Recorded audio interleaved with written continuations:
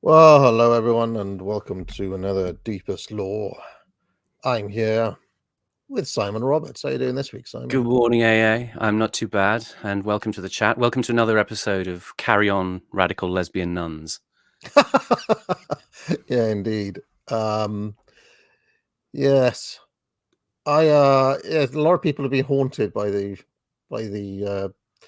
what would you call it? The defrocking, the tainting, the sort of desacralization of the nuns from last week. It was quite bleak.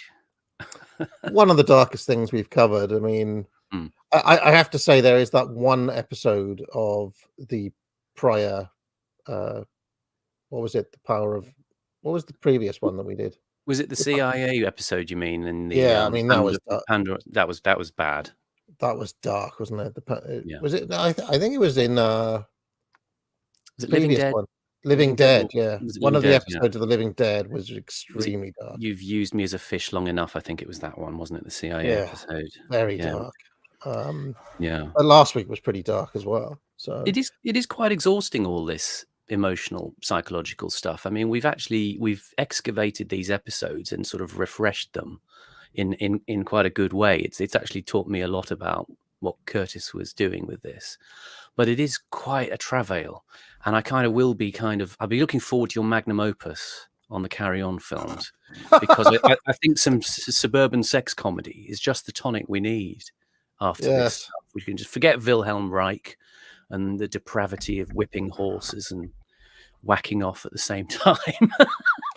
If there's one thing I can tell you about the Carry On films, it is that none of the creatives involved, that is Talbot Rothwell, Gerald Thomas, or Peter Rogers, not one of them was thinking about anything at all like this when they made those films. So that is they're kind of more innocent in some ways. There was an innocent time, and it was interesting looking at that period. And I looked at another film the other week called The League of Gentlemen, not the TV series, but a film from 1960 about a bank heist with Jack Hawkins. Really very good film. Go and watch it. And my mother told me about a series of films they did in the sort of late 40s about a family called the Huggets. And they were quite a wholesome series in a way. They weren't sort of strong comedies like the Carry-Ons, but they were this sort of East End family, sort of, they go on holiday, they do this in one film, they do that in another film. And really quite respectable and likable, actually. And we forget there was a period where the sort of history of British film is often passed down to us by the kind of outlier extreme examples. And I'd said to her, this is a very different genre from all the films that the critics tell you to remember, like This Sporting Life with Richard Harris, which is quite a brutal, black, kitchen sinky type film, or the one that, what was it? Don't Look Back in Anger. That sort of stuff. It's quite dark. You're given the kind of literary and dark tradition to remember. And actually, there was a lot of very, very pleasant stuff. There was just background drama, a bit like I suppose Cold Feet was in the 90s or something, just about families, things like that. But I see we're trapping ourselves in banter, of course, and we're not allowed to. Well, there are some very anti-banter people around. In fact, so much so that I cut out the first 6 minutes of banter from last week, Simon, and put it on Twitter as a standalone. I think it's an excellent move. I might, in fact, at some point, I might just edit together just the banter.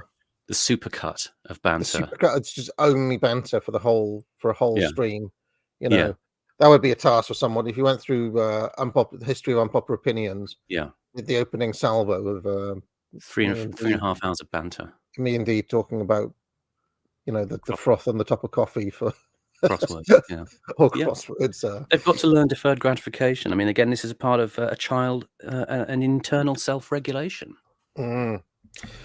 Yes. Also, Simon, considering we went out at 11 a.m. last week, it held up pretty well. I mean, Yeah. obviously, the figures are down in general.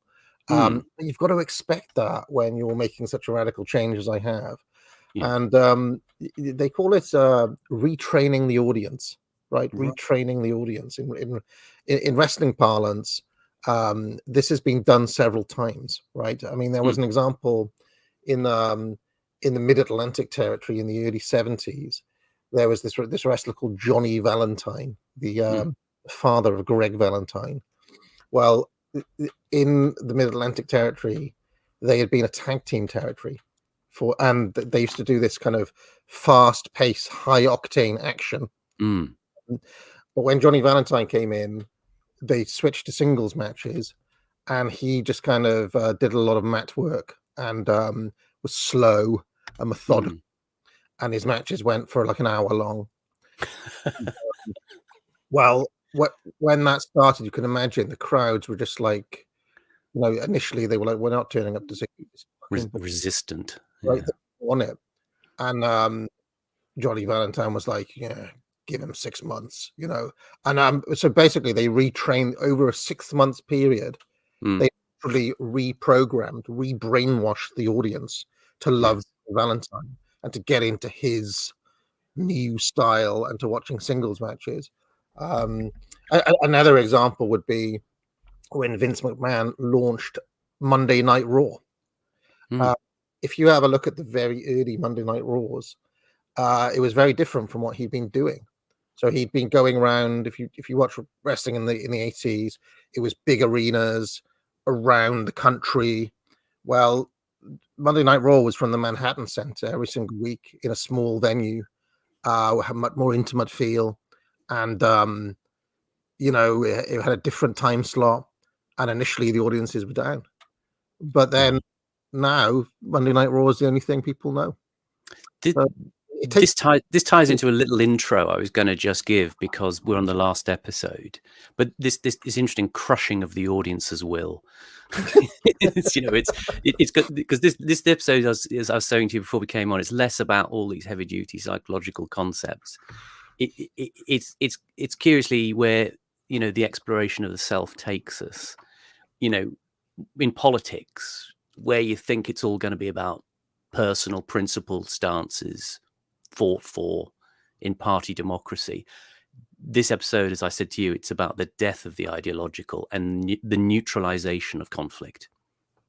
Conflict of any real danger gets managed out of the system and internalized into individuals where it can't present a threat to the power structure.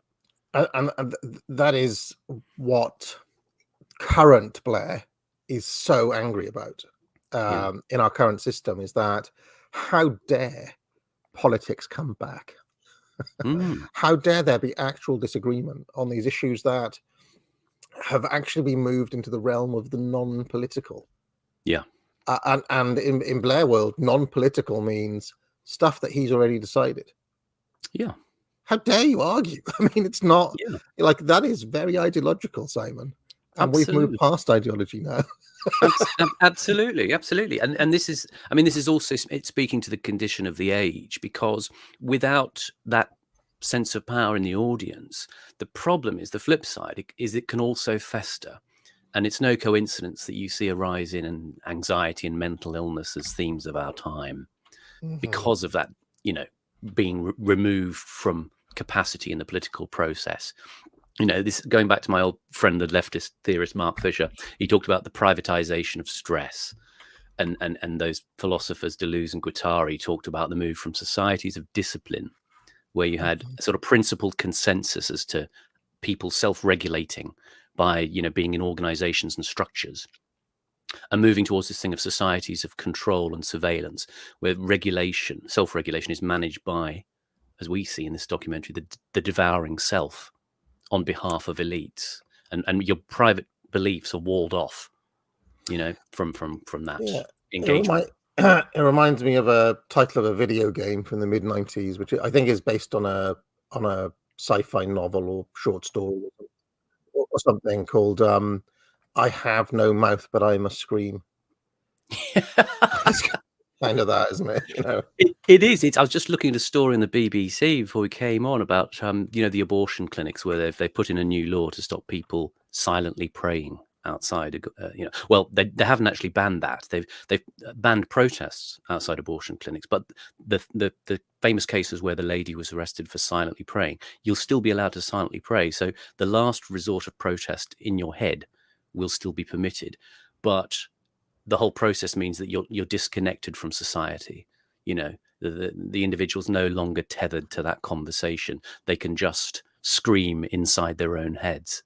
And this is something I tweeted about the other day. I said, participation in British politics for ordinary people now is allowed only on the condition that you agree to permanently fake not really hating the people who are very clearly aiming to make your life as shit as possible. Yes. Yes. Yeah. I mean, the other thing is that the perverse situation that we're in now is that the system even gives you a voice. It says, "Oh, here's a Twitter account. Even here's a YouTube channel. Yes, you can actually scream into the void as much as you want. Doesn't make a blind bit difference, but you can have the simulation of having a voice, but we're not going to take a blind bit of notice. And in fact, as we saw from my video earlier this week, literally Tony Blair will go on TV and say, "Well, one, I know better," which he literally said. Yeah. Even Sophie Ridge was like, "Oh my gosh." And two, we've got to get the relationship right between the leader and the public. Yeah. Right. Only Blair could talk about top-down power as getting the relationship right between leading and following. Yes. You guys, you're the followers, right? So that means I tell you what to do. It doesn't matter what you say in return. We are just going to ignore it. Like you said, just absolutely balls out. I was chatting to a Proper Horror Show, the YouTuber who does horror film review and analysis the other day, and we were talking about this sort of trope in horror films where you have a film like Funny Games, where this middle class couple are visited by these two charismatic young men who just tear their lives apart, but they're basically too polite to sort of challenge these guys as they come in and just completely devastate their family. And Blair has this trick of being able to do this stuff on the media, and they kind of don't know how to respond. They don't know how to address this sort of naked Machiavellianism that you're talking about. Yeah, I mean, there was a moment during that interview where I saw Sophie Ridge dwindle into like a normie for a moment. It's like she was like, "Shit, this is really it," But then I think she went back into her kind of dreaming schoolgirl, power as an aphrodisiac mode. So anyway, before we get going, Simon, I must tell everybody, do buy my courses at the academic agency. I'll play a little promo. Should we just have trivium? Let's have the trivium, and then when that finishes, we'll be starting Century of the Self Part 4 by Adam Curtis, which is all about the third way, Bill Clinton, Tony Blair, most importantly, the PR machine that got them into power in the first place. So let's do it.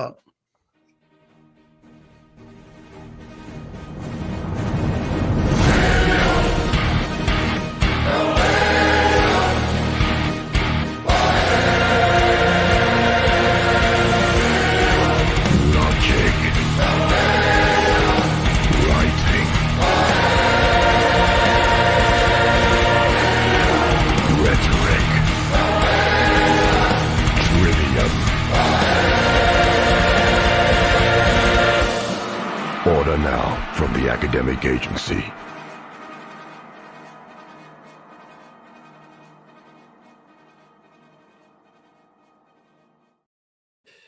I should have mentioned, by the way, is that despite the fact that the overall, obviously due to the adjustments and the shows and the times and so on, the audience is relearning. Let's just say, Simon.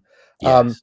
I did notice that despite the fact that we went out what would have been something like 4 a.m. or 5 a.m. American time, there is actually no change in the percentage of American viewers on the videos.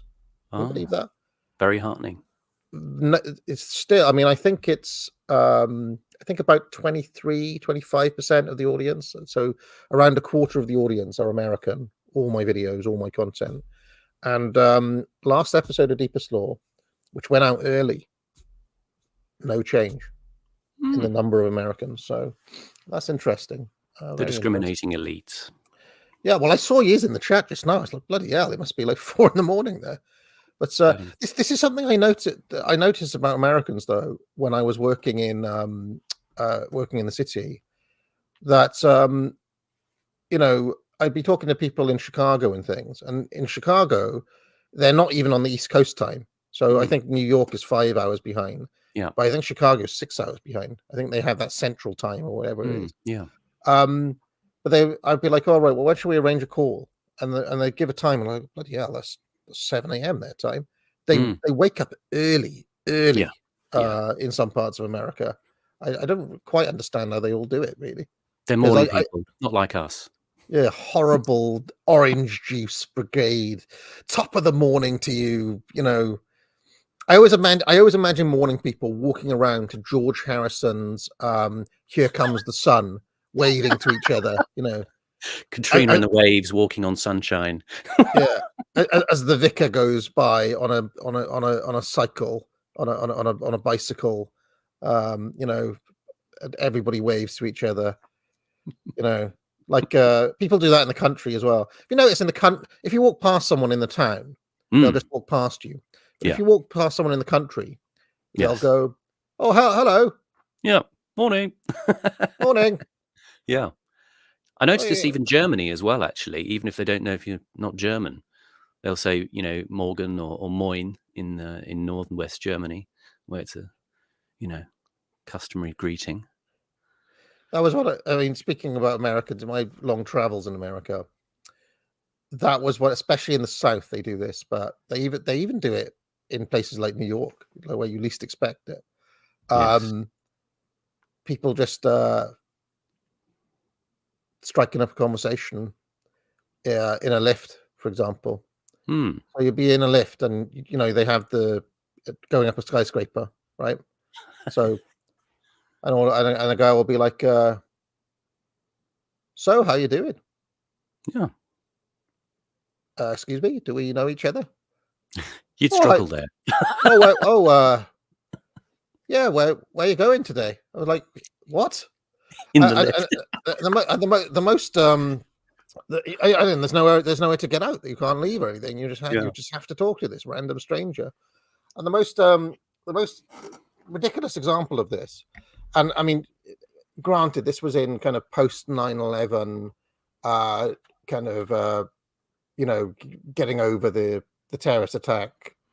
Mayor Bloomberg, New York, it may have changed now, but I feel like New York kind of really did get cleaned up after Giuliani and during Bloomberg's time as well. And we were just we were kind of walking around Union Square, that kind of area. Yeah. And this kind of jogger came up. Not a jogger in that sense. I mean a person jogging. Yeah. A normal person jogging, not a jogger, right? A normal person jogging just came up alongside us while they were still jogging, and they were like, "Hey, do you know around that corner there's a really nice market? You want to go to the Union Market sometime?" Bye. I was like, "What? I mean, am I in the?" It was like the opening sequence of American Beauty, when they see, Scott Bakula from Quantum Leap and his partner jogging, and they're like, "Oh, hey, how you doing? There's a lovely market around there." This is in New York City. I mean, my image of New York is Ghostbusters, people shouting at each other, Well, exactly, yeah. But this was like some weird alternate universe where everybody's just super nice all the time. I love that about Americans. I mean, I think that's just great. It's and of course the South is the sort of redoubt of charm and politeness. Which should be a model to us all. But yeah, certainly in New York, that's relatively surprising, but quite nice. Anyway, banter truly is over now, friends. Let's get into the Century of the South.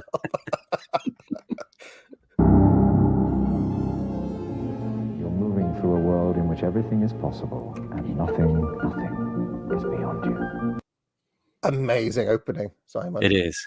It's such a kitschy shot of Mandelson as well, and he's kind of like a silent presence throughout this. They don't say much about him, but he appears in various shots, in various modes, just as a kind of sort of ghost drifting through this change to New Labour. We need to GIF that or something. We need to have that as a standing moment. He's got such wonderfully dead eyes, hasn't he? This is the story of the rise of an idea that has come to dominate our society. It is the belief that the satisfaction of individual feelings and desires is our highest priority. Today we're going to tell you how to get whatever you want.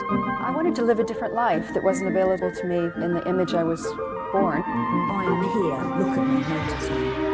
Previous episodes have shown how this rise of the self was fostered and promoted by business.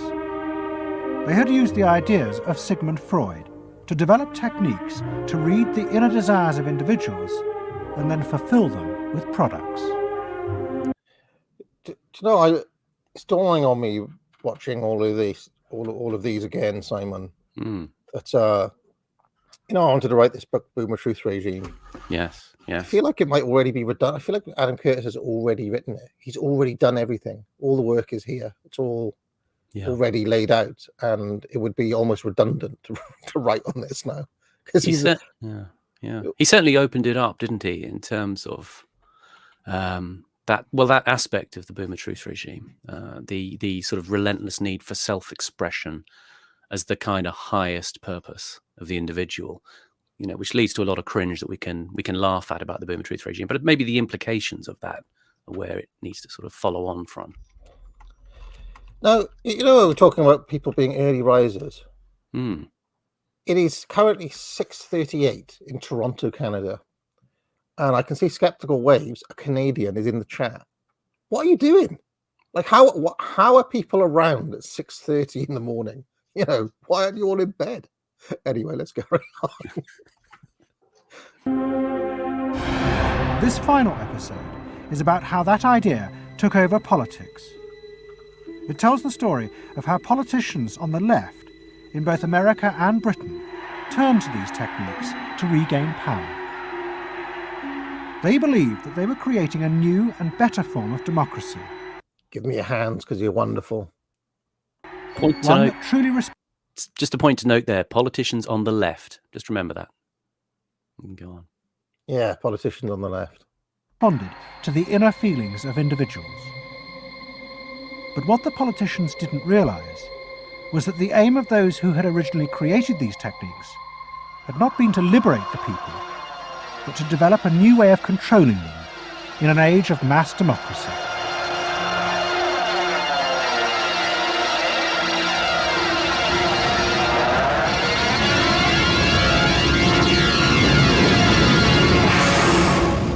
The roots of the story lie way back in the America of the 1920s with one man.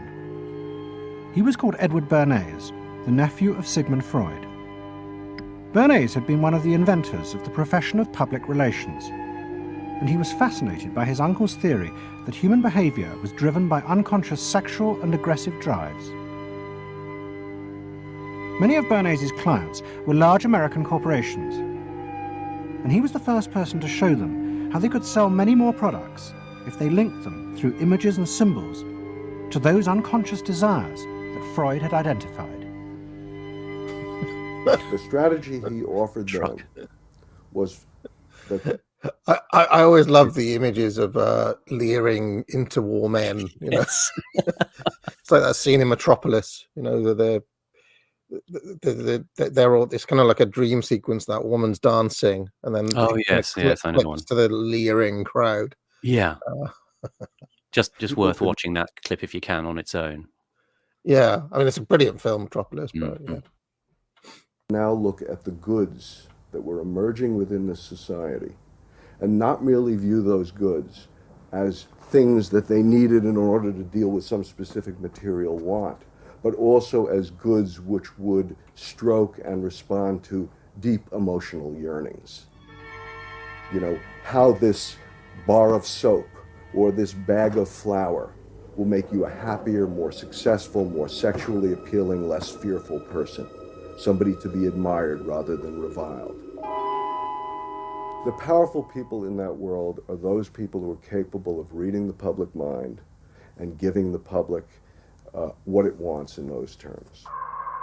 And Bernays was at the heart of it. Bernays was the guy who was the foremost articulator of the theories which were driving this new system. By the 1980s, Bernays' ideas had come of age. A vast industry had grown up in America, devoted to reading the inner desires of consumers. At its heart was the technique of the focus group. Previous episodes have shown... Do you give any consideration to what your soap says about you as a person, Simon? Not really me, no. I'm trying to think about it. I've got this Pears soap, Pears. I just kind of like the color. It's got like that amber color. you know it. Yeah, classic from your childhood, a reassuring. Maybe that motherly sense of comfort appeals and to my ever-present nostalgia. But I've taken to buying the squeezy ones, Pears. I've gone for a sort of shower gel lately, which is admittedly from Morrison's, but it's got the word bergamot on it, which I associate with sophistication that belies my humble origins. But, Mrs. AA and her family in general have often gift each other and gift me, in fact, very, very posh soaps. Yeah. The sort of thing that you'd get in a garden centre, for example. like an upmarket garden centre. Yes. So I've got loads of these pairs of very fancy soaps. Yes. But they're almost like the wrapping is almost too nice to. Exactly. I mean, it's almost too nice to use as soap. And it becomes. I end up with these dispensers of pears next to a very fancy bar of garden centre soap. You end up with these sort of fetish objects which you're sort of reluctant to use. They're sort of too nice, and that it's sort of some part of yourself you're trying to preserve almost. And I'm classic for this. I just hoard all the nice things. I never use them. They'll just sit there in the cupboard. I had like some lip balm that was 20 years old that somebody gave me. I never wanted to use because the little tin it was in was so nice. And I had a friend over with his girlfriend, and she wanted some lip balm. And I said, "Oh, use this stuff," forgetting that it was 20 years old. And she put it on, and it was obviously disgusting by that point. Simon, can you imagine if they tried to do one of these focus groups with me and you in there, talking like this? Do you think they'd be pulling their hair out? They'd be like, it would be amazing. God, what have we got here? Yes. We wanted to talk about soap. What is all this bullshit you guys are talking about? Well, this is what soap says about us as people, What is it you yearn for, academic agent? We yearn for the destruction of the current power structure. And the humiliation of all its agents. Yes. And a return to the world that created pears in the first place. Shown how the focus group was invented by psychoanalysts employed by US corporations. The aim was to allow consumers to express their inner feelings and needs, just as patients did in psychoanalysis. The information was then used to promote and design new products that would fulfill those desires. Now, I don't know if Curtis is doing this deliberately, but all of the, to use a wrestling term, marks that we've seen so far have been women. Have you noticed that? Every single one. And I do wonder if women in general are more susceptible to this sort of messaging. Because, Bernays targeted women famously as well, didn't he? Yes, absolutely. I'm sure our friend Ed Dutton would talk about women's need for social approval and status based on conformity, and therefore this would be sort of prime territory by which to create that insurgent manipulation. I mean, much to the chagrin of feminists, have you noticed the differential between hygiene products targeted at men and those targeted at women? You know, if I buy a bottle of shampoo, Simon, it's like £2 or something. Yes. But if a woman does, the shampoo suddenly rockets up to about £15 or something ridiculous. Like they're really expensive women shampoos. Absolutely. And I remember reading in one of these Evo psych books about like why this is. It's be like, well, men just will not. They're just not going to pay that, basically. Yeah. That the rational part of their brain kicks in and says like, no, I'm not doing it, but a woman will. So it can literally be the same product, right? It can be literally the same product, but the man is not going to be bid up that high. And this goes across. I mean, I don't want to get all Jordan Peterson, but this goes into other areas like negotiating a contract, or it's this kind of disagreeable element of men versus the kind of seeking social acceptance element of women. So, they find it harder to say no, believe it or not, which I find remarkable to believe, considering how many women have said no to me. But anyway, I was used to find it astonishing that I could get a haircut for £10, and women I knew would be paying £60 to get your haircut. Some people are saying that their shampoo is £35. Wow. £35 shampoo. My gosh. I'm glad we have such affluent listeners in the audience. I know. You could very buy pleasing. £35 shampoo. You should be buying a couple 15 more pounds. You could get Foundations of Research. And then you might be able to research all the different shampoos on the market, and maybe not buy one that's £35. Anyway, let's carry on. And Edward Bernays, who was now nearly 100 years old, was celebrated as... There's a lady called Victoria who said their shampoo is £200. No. Oh, you must be having me on. Come on. There's not a £200 shampoo on the market. I mean, how would you couldn't just sort of glob it out at the bottom. You'd have to use tiny... how? I just don't understand. Oh, come on. £200 shampoo. Flecked with gold or something? Or I don't know, for £200 I'd expect it to give me a massage and maybe even other services for that amount of money. Absolutely. Insane. Oh no, that's for a haircut, not for a shampoo. Oh, right. Okay, sorry. Well, that is still phenomenally that's bad. still quite expensive. I mean, I've noticed men's haircuts have been creeping up, but that's just inflation. Well, and the lack of actual barbers other than Turks. Front businesses for drug dealing. Yeah, exactly. Turks. Do you accept cards? No. Oh, brilliant. Right. Where can I find a cash machine around here? Oh, there aren't any. We've closed them all down. Oh, brilliant. I haven't had a haircut for several years now. I mean, this is because the barbers have all gone. The actual proper English barbers. It is just sort of surly looking. So gentlemen. You've gone for due to let's just say in-group preference, Simon. You're refusing to have a haircut. You're just going to be like, I'm going to have long hair, like Lovejoy or worse than that. I mean, my profile picture is me about 12 years ago when I was just about to turn 40, and I've always had a sort of slightly military, slightly Morrissey type of haircut most of my life, and now I look like that Gary Oldman character in Slow Horses. just a slob. All right, let's carry on. The founding father of this marketing world. Hi, Doctor. Good to see you. Come on up over here. There you go. Doctor, tell me again what the doctor is. What are we dealing with here? You're the father of public relations. What we're dealing with really is the concept that people will believe me more if you call me doctor. Oh, I see.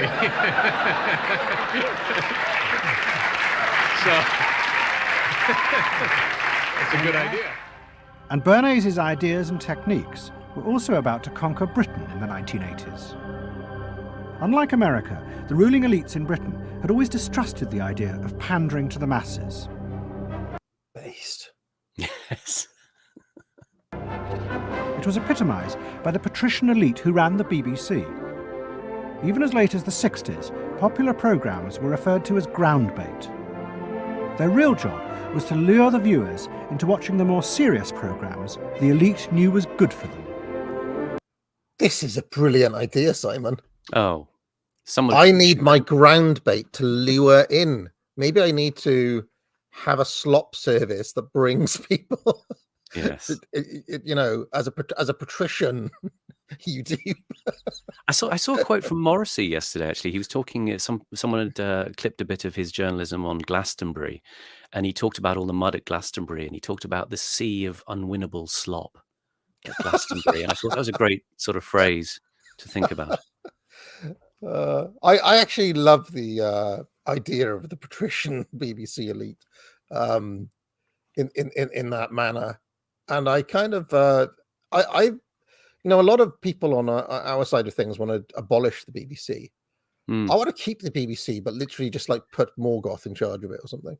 Or bring back some of the sensibility it had. I mean, after the war. I mean, just by the way, this shot on the screen here is Pan's People. I think probably on Top of the Pops sometime in the sort of mid-70s. But the BBC, sort of after the war and at that time, the people who sort of allowed things like Monty Python's Flying Circus to be created were sort of a lot of ex-military men, especially ex-naval men. Broadcasting House apparently in the architecture had echoes of ship design.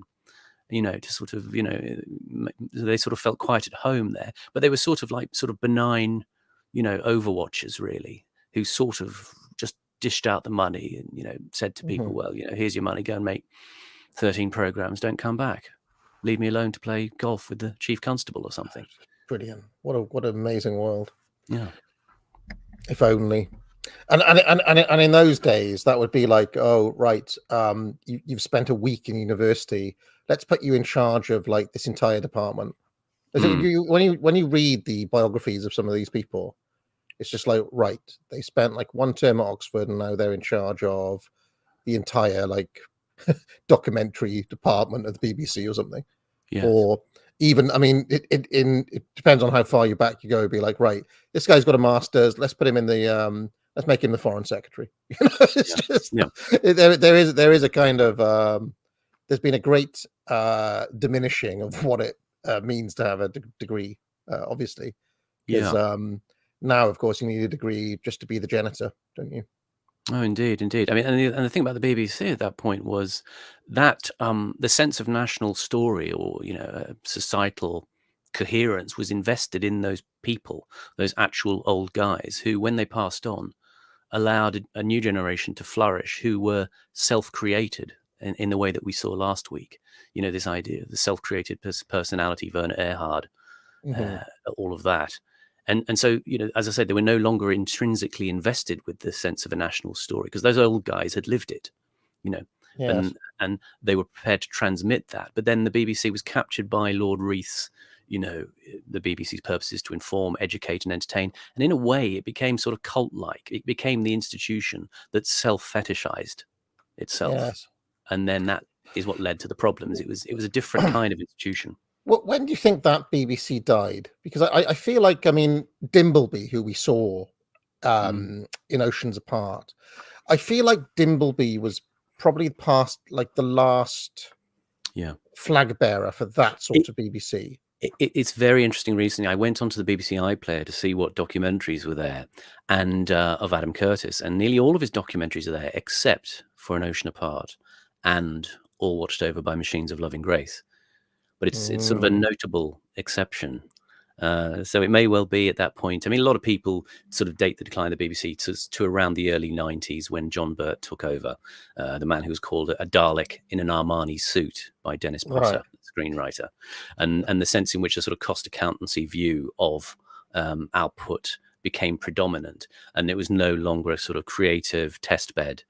You know, for all kinds. There was a sort of plurality of voices. I mean, there was subversion within the BBC, but there was also a lot of very interesting experimentation, and that sort of began to die as they began to think of the BBC as a competing commercial style entity with a necessity to meet ratings competition. It was like strict, you know, it was like when the current, well, I feel like we've been in this cycle for a long time, or when everything became like Strictly, or you know, whatever the reality Voice, show, reality shows, etc. Apprentice. Yeah. Okay. But there was still, I mean, Dimbleby covered Brexit, didn't he? Famously, and he was kind of forlorn looking and sad on that occasion. But he looked so sick; it was wonderful. A lot of that old guard persisted for quite a long time. Yes. But I think they're pretty much all retired now. Yes. Because if you turn on the BBC now, it's a sea of diverse faces. Let's just say. Yes. And they don't have the gravity. I mean, I often think this when I see people interviewed now. I mean, those Blair interviews. Not one of the people interviewing Blair has the gravitas to have the conversation, and not one of them do the Paxman thing or the Dimbleby thing or the John Robin Simpson Day, thing of actually pushing back a little bit. Yes. There's no one was gone. Yeah, there's no one with enough bottom, as the Victorians would say, to take on, the big beasts. And there was a period, I suppose, like we saw in the Mayfair set, where there was that very deferential style of interviewing in the 50s and 60s. And would you like to tell us anything else, Prime Minister, about what you're going to do? And then it sort of moved into this slightly more arch period in the 60s and 70s, where there was a certain challenge. But as you say, that has gone, and as you say, most of those guys are either retired or awaiting criminal proceedings these days.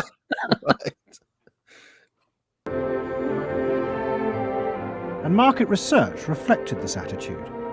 Individuals were observed and classified by market researchers according to their social class, from A through C2, D, and E. Probably they might be C2s. Yes, I think by the way they're carrying their luggage. Yes, no taxi. No taxi, and all stuffed in the bags like that. I think the lady possibly sets her own hair, which is always an indication. Yes. The children are nicely dressed. Yes, they are. Probably a skilled worker. A skilled, yes, a skilled worker. I would think say so. Yes, I would say so. With certain apprenticeship or done some qualifying time. We agree then. Yes, we think C2. We think so. Yes. Pause there. When people were asked, just for people to know, that rating is called the NRS social scale. It's used by a sort of convocation of advertising bodies to rate people mainly based on income levels. I mean, my family was a sort of classic C2 family. Those people could have been, my parents, people who worked in trades but reasonably skilled, and that system, obviously, the A's and the B's, C1, C2s, D's and E's, carries on to this day. Our great friend Ferro would be able to tell you a lot about it. I love the idea of people just talking about each other in that way. Oh, there's a C2. Yes. Or it goes down as well, though. I seem to recall. I think there's like a D and an E as well. D and an E. I think E is like the unemployed and the retired. Right. So the economically inactive. Have they had to invent new categories for like Turkish barber or? Well, we're going to get into that a bit later. There's all sorts of interesting segments that they've invented. Yeah. Their opinion about both products and politics.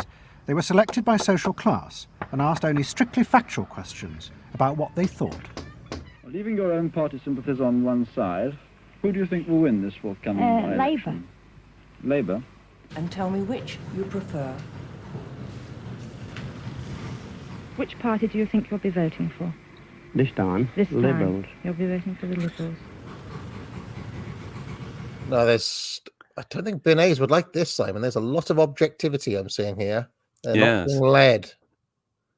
I don't like that. I mean, just through my knowledge of Bernays and so on, it seems like it's too objective, too scientific. Yes, and it's interesting what your average Liberal voter looked like in that clip with the cloth cap and the sort of gnarly face. And I think that's probably the 64 election where Labour won. That was Wilson, was it? I believe so, yes. And who do you think will be second? Conservative. This one. Okay. The idea that one might ask people what they themselves felt and desired, and then give it to them, was seen as alien to the ruling elites, which would challenge their belief that they knew what was best for the public. There's evidence in other countries, in the United States, for example, where pollsters have been used before elections to interpret the mood of the public, and then you give people more what they want to have and less what they ought to have. But again, this could be alleged to be more democratic. I don't know. It's very dangerous ground, I think, though, when polls are used. Extremely. I love it. In that way. But then, in the economic crisis of the mid-70s, British industry was forced to begin to pay attention to the inner feelings of consumers. As the recession deepened, consumer spending fell dramatically, and the advertisers insisted that the only way for companies to survive was to make their advertising more effective. And to do this, they would have to delve into people's underlying psychological motives for purchasing. The advertising industry started to bring in Americans to run focus groups with British housewives. Oh. Devastating sentence. They started to bring in Americans. Oh my God. But yeah, the end of the sentence, to talk to housewives. I mean, my gosh. Yes, doubly loaded with This subversion and horror. This is it. And when, you see, this is the thing I keep on trying to stress to people. When your James Lindsays and your Jordan Petersons tell you that we're here as the result of Marxist subversion and all of this, I mean, come on. These aren't Marxists coming in, are they? Because, I mean, as soon as you start introducing American marketeers to housewives, what do you think follows inevitably from that? Ideas of women's liberation, ideas of, well, all of the things that it's basically proto-wokery. Yeah. Isn't it? Basically. Yeah.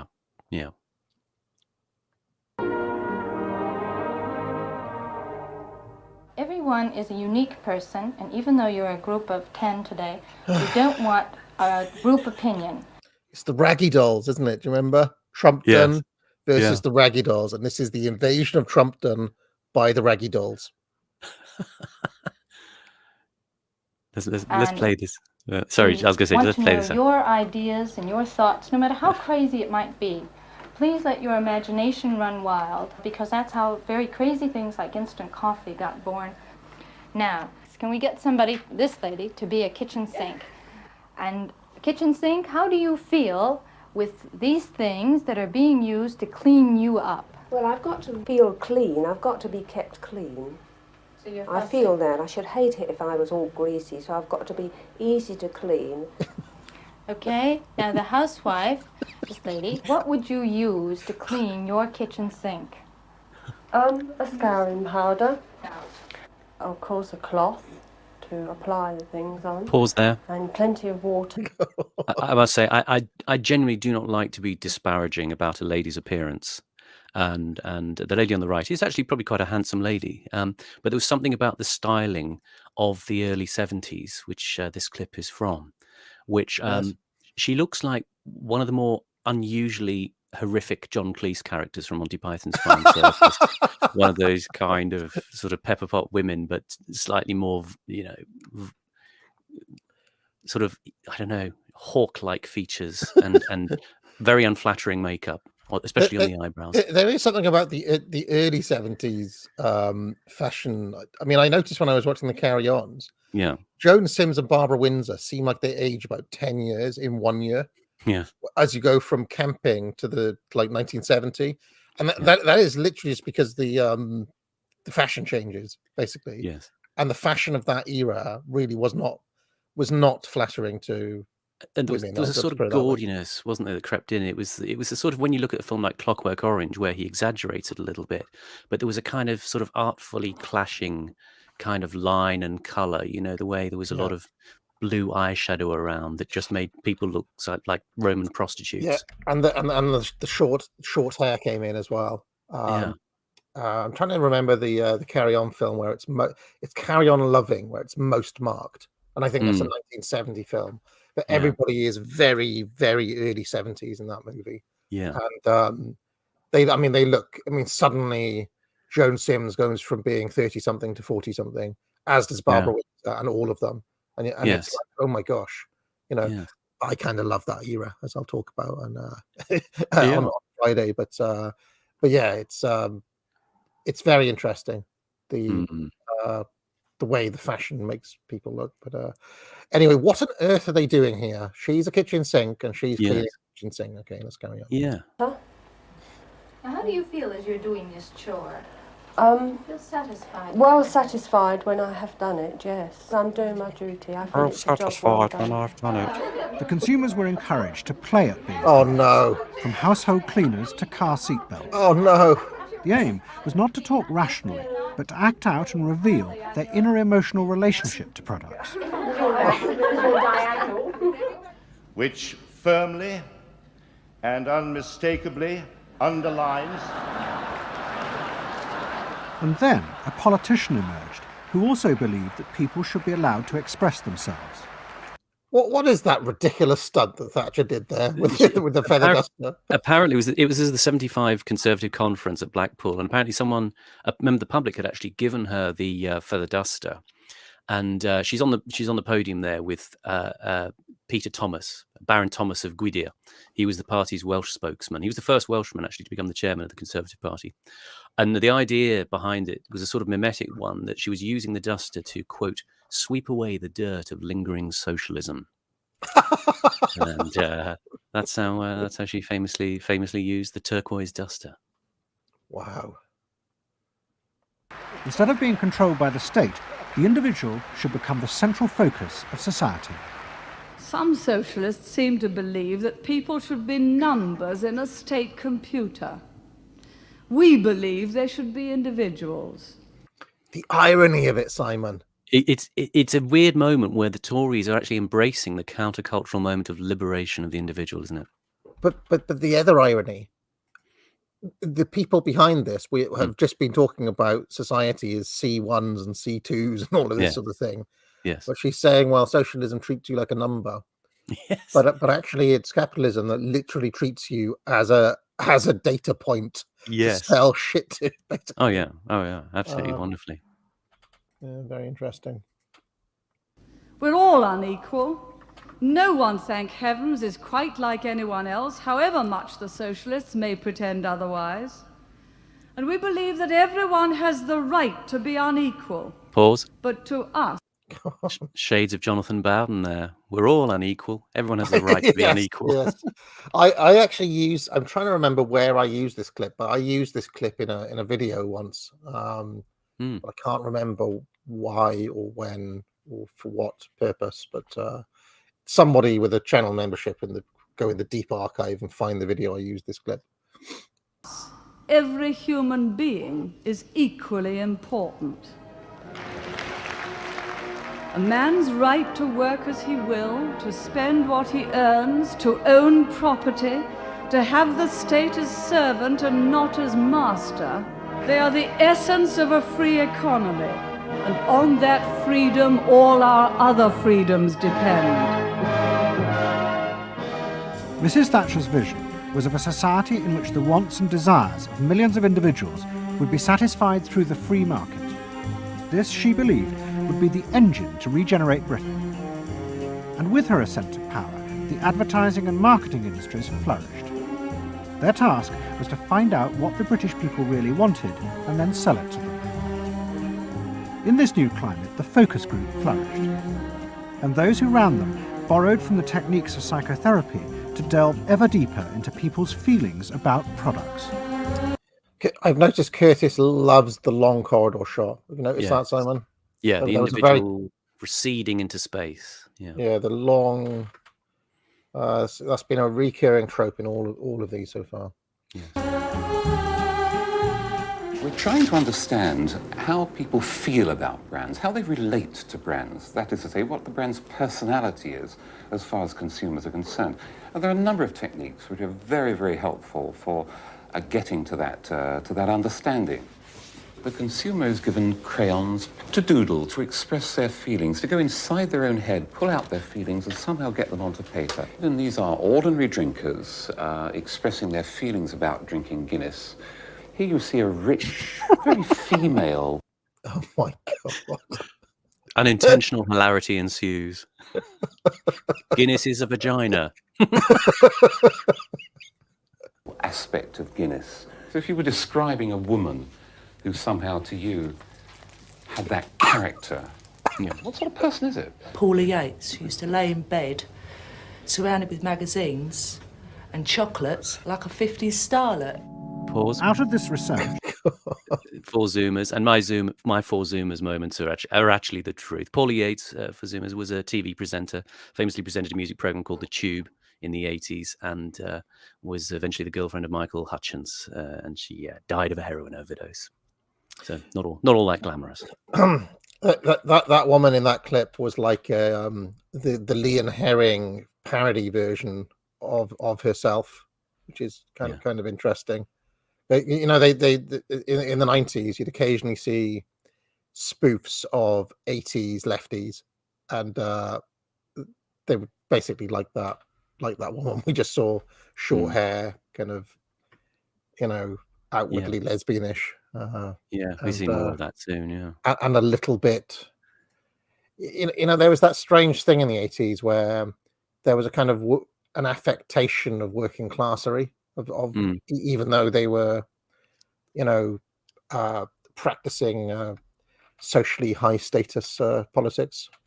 Yes. Well, we see that most obviously in Tone, don't we? With dropping his T's and adopting the estuarine twang. It's the kind of who's that kind of gobby feminist woman, Janet Street Porter, comes from that sort of set, doesn't she? Yeah. The marketeers began to detect a new individualism. In particular, among those who had voted Conservative for the first time in 1979. They no longer wanted to be seen as part of social classes, but to express themselves. And crucial to this were the products they chose to buy.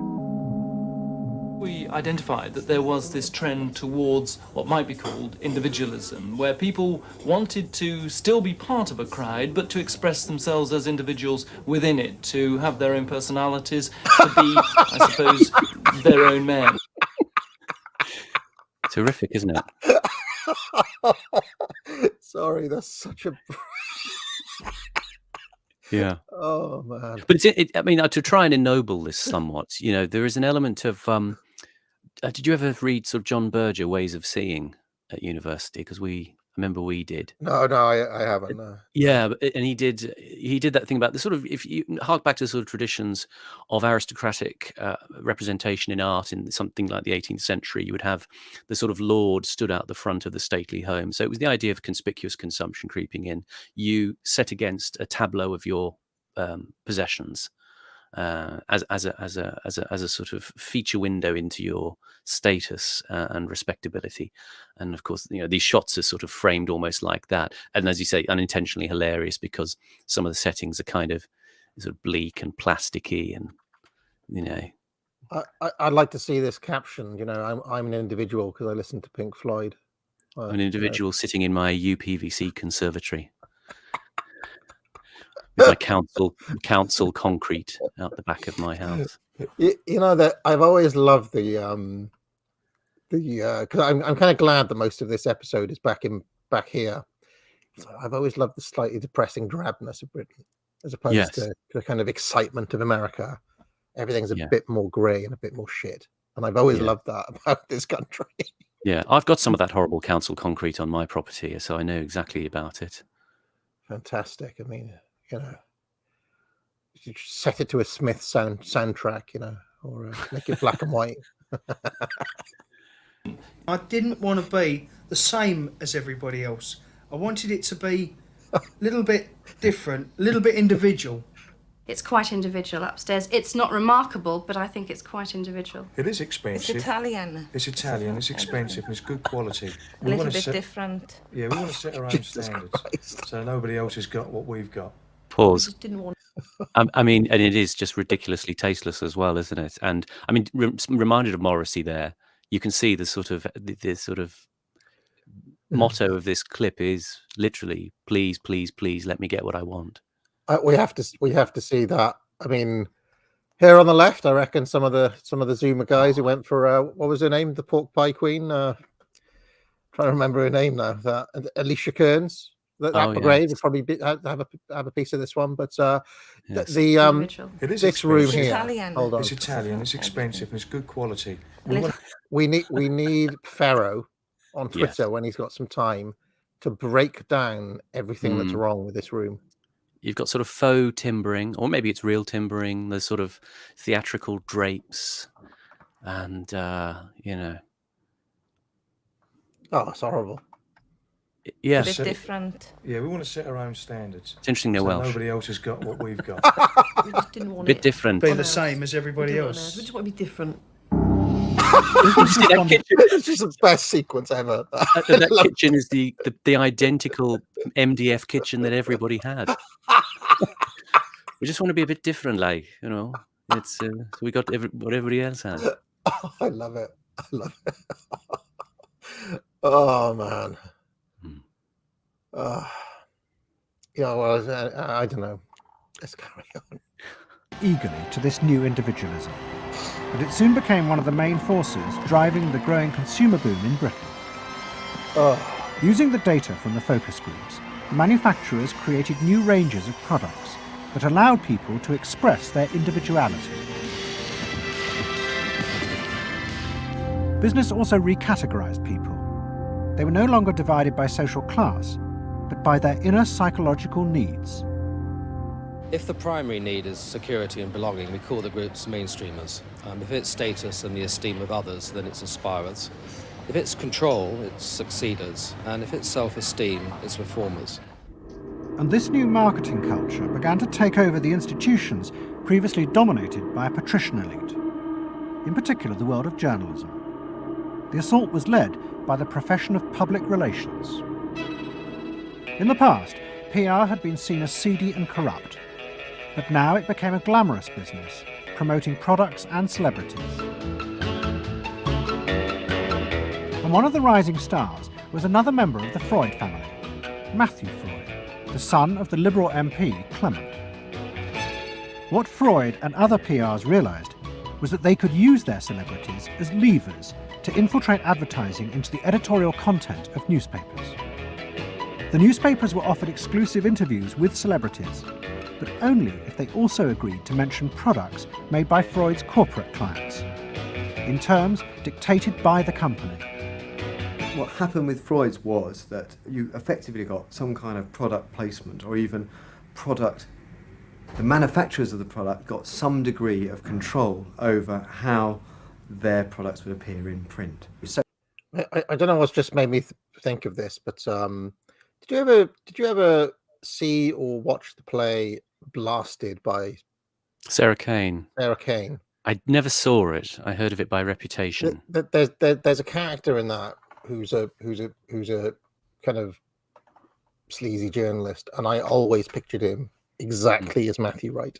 So there we are. Yeah. For the one person in the audience who'll get that reference, you'll know what I'm talking about. Yeah. But if, for example, you did want to write about Caprice's passion for stuffed crust pizza, you would sign a contract which guaranteed that you would mention the firm Pizza Hut in at least twice in certain positions in the introductory paragraph of the article, that you would agree to run the Pizza Hut logo at such and such a size in such and such a place, and of course that you would agree to run the enclosed pictures of Caprice eating her stuffed crust pizza. There was no choice about how you would run this article in the press. You were effectively told how to run the article in the press. By Freud's. By Freud's. It's a rise of the corporate. Just to say, Freud still goes on. He talks about it as if it's a sort of historical relic at this point. But go and look at Freuds.com and have a look. There's many sub-brands to Freud's now. It's not just Freud's. It's Freud's Plus. It's Republic. It's the 193 group. It's Podium, who are making films. It's a subgroup called Atomized, which they have. Another one called ID. And Freud's is still pushing things. I mean, just look at cultural properties of recent years. Things like the Kingsman films. They were kind of in that rebranding of Britishness. Freud's were involved. If you ever go around your supermarket, you ever notice those bottles of wine called 19 Crimes? The ones with the pictures of convicts on. That's a Freud's gig as well. Very, very interesting. And they have sub-brands called Atomized and ID. How dark is that? Yeah. Yeah, So they're all sort of dedicated to different areas, but they're moving into film production. There was a story I was reading about the True Brit Entertainment is a company that they're fostering, 150 million going into producing films in the UK. They're doing a film called Marching Powder that's coming out with Danny Dyer from EastEnders, and it's a kind of continuation, I think, of The Football Factory, which is a sort of film about football hooligans. So they're again remining that territory of, Britishness being defined by football hooligans again. Culture and the rise of business. To traditional journalists, this infiltration of advertising into the editorial pages was a corruption of their profession. But to Mrs. Thatcher's allies, like Rupert Murdoch, who owned The Sun and The Times, it was part of a democratic revolution against an arrogant elite who had too long ignored the feelings of the masses. They hate to see someone communicating with the masses. They feel that newspapers, the written word, is not for the masses. That should be left to television, or perhaps to nobody. I'm very proud of The Sun, and The Sun was not represented tonight in your film. You just took page 3, which everyone seems so fascinated with. About page 1, page 2, every other page of the paper. It was a typical piece of slanting and elitism by the BBC, who, after all, in order to get viewers for this program, put on a very sexy episode of Star Trek, which I was watching out in the room there. Oh, I don't think they put it on to get us viewers. I think we just are lucky to follow They try them. to carry viewers into these shows. Murdoch very naughtily pulling back the curtain on the BBC there. Exactly. I believe they call that technique hammocking, where you put on a successful show and hope that the spillover gets, and so Dimbleby is actually, whether he's aware of it or not, he's actually lying there. He looks slightly discomforted, doesn't he? Yeah, that is a well-known technique of TV scheduling. It's called hammocking. In fact, they call it a hammock because the ideal thing is that if you're trying to get a new show over, you'd put 2 established shows either side of it, right? So I don't know. Let's say you have EastEnders on one side and Match of the Day on the other side, and then you've got the thing you're trying to push in the middle. It's a hammock, you see. It's hammocked by the 2 more popular shows, which are guaranteed an audience, and you hope they stay to watch the new show as a bridge between the 2 established ones. You know how it's done. By the late 80s, Mrs. Thatcher and her allies in advertising and the media had brought the desires of the individual to the centre of society. As last week's episode showed, it was the same transformation that President Reagan had brought about in America. Both politicians had encouraged business to take over from government the role of fulfilling the needs of the people. In the process, consumers were encouraged to see the satisfaction of their desires as the overriding priority. To Thatcher and Reagan, this was a new and better form of democracy. But to their opponents in the parties of the left, they had summoned up the most selfish and greedy aspects of human nature. Ronald Reagan and Margaret Thatcher both embraced an economic philosophy that says the unit of judgment was not only the individual, but it was the individual's personal satisfaction, the individual's own unique happiness and well-being. It was, in a sense, the triumph of regarding individuals as purely emotional beings who have needs and wants and desires that need to be satisfied and can be satisfied unconsciously. It goes way back to the early part of the 20th century, to Freud, to notions of the unconscious, the assumptions that we are, in terms of our rational minds, we're little corks bobbing around on this great sea of hopes and fears and desires of which we are only dimly aware. And that the role of a marketer, the role of somebody selling something, including a politician, is to appeal to this great swamp of desire, of unconscious desire. The left believed the opposite, that the way to create a better society was not to treat people as emotional, isolated individuals, but to persuade them to realise that they had common interests with others, to help them rise above their individual feelings and fears. Let me assert my firm belief that the only thing we have to fear is fear itself. Nameless, unreasoning, unjustified terror, which paralyzes needed efforts to convert retreat into advance. This idea had flourished in America in the Depression of the 1930s. President Roosevelt, faced with the chaos caused by the Wall Street crash, encouraged Americans to join together in trades unions, to set up consumer groups, and to pay for a welfare system for those trapped in poverty. His aim was to create a collective awareness which would become a powerful weapon against the unfettered power of capitalism, which had caused the crisis. That idea had driven the Democratic Party for 50 years. But now, Roosevelt's inheritors railed vainly against the effects of the self-interest encouraged by President Reagan. There is despair, Mr. President, in the faces that you don't see. Maybe, Mr. President, if you stopped in at a shelter in Chicago. Now, is he the father of the, Dumb and Dumber? Is it the same Cuomo? I think it is. It's the Cuomo dynasty. Yeah, I'm pretty. I mean, I noticed that one of them, who's got his own kind of YouTube channel now, he doesn't work for CNN anymore, has apologized to Trump in the past week. I think it's Andrew Cuomo, is it? I can't remember which one. So, yeah. But he's apologized to Trump this week. I saw, but I tell you what, that those Cuomo boys are not exactly poster children for the IQ of this particular demographic, are they? I've always thought, my God, how do these guys get on TV? But this probably explains it. Yes. He's not much better by the sound of this speech either. But anyway. And spoke to the homeless there. Maybe, Mr. President, if you asked a woman who had been denied the help she needed to feed her children because you said you needed the money for a tax break for a millionaire or for a missile we couldn't afford to use. It's Chris Cuomo who apologized, not Andrew. Sorry. Same difference, I suppose. But the worst thing Ronald Reagan did was to make the denial of compassion respectable. He said, you've worked hard. You've made your money.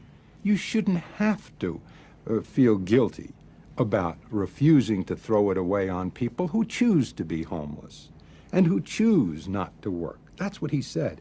He said it with an elegance and a kind of benign aspect that disguised its harshness.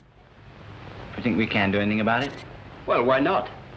If we can work together now to look after the lives of the people here, I don't see why we couldn't work together afterwards to clear up the mess and help build a better world in which these things can't possibly happen. The qualities we've learned from comradeship and common suffering are not going to be wasted after this war. It's out of experience like ours that the new world will be built. That same idea of marshalling the collective force of the masses to challenge the entrenched power of wealth and business had also led the Labour Party to power in Britain after the war. But in the 80s, Labour, like the Democrats in America, lost election after election, as millions who had once voted for them switched their allegiance to the Conservatives. Oh dear. There it is, going blue just about everywhere, sweeping the country. The rural parts of Britain now have gone blue. For they are the party of yesterday, and tomorrow is ours. In the face of this, a growing number within the Labour Party became convinced that if they were ever to regain power, Labour would have to come to terms with the new individualism. Pause. One of them. Just take a moment to remember that the Labour Party was somewhat a source of ridicule.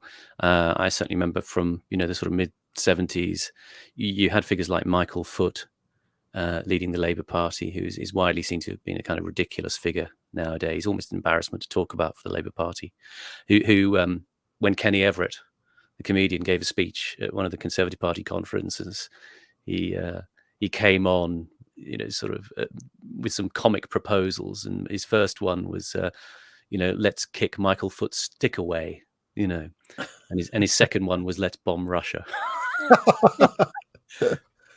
Oh, well, they wouldn't be laughing now, would they? All right, let's carry on. There was an advertising executive called Philip Gould, who had been a lifelong Labour supporter. Gould believed that Labour's leadership had become corrupted by the same patrician arrogance that dominated all. Look at the bloody state on them there. That looks like a sketch, doesn't it? That is real. That is actually real. But look at the state on them. It's a bit like the sort of intro credits to the Harry and Paul series, where they dress up as duff old Soviet politicians, sort of looking slightly waxworky and stiff. But this is what Blair is most proud of: is transforming the party from this to him, basically. Yeah. All Britain's institutions. They denigrated and disapproved of the new aspirations of working class voters. Labour stopped listening to these people. And I remember the best example of this was after the election of 1983, which was the election above all, where the people's voices just were not heard. And I had dinner with a leading Labour Party figure who'd been involved in the defeat, heavily involved in the defeat, and his wife said, God, these working class people, they just, we give them education, we give them chances in life. What do? They read the Sun and they just don't vote for us. And there was such a gap between these people just trying to make lives for themselves, better lives for themselves, and the kind of elitism of the Labour Party that was just such a chasm that had to be filled. This is what I've been trying to tell people about the whole thing about putting the woke away as well, though. I know people argue about this, over and over again. But the left have been through these cycles many times before, where they get caught up in their own ideas, they become elitist, and then they have to reinvent themselves. Yeah. They've done it over and over again. And in a sense, wokery, or what people call woke, is the latest iteration of it.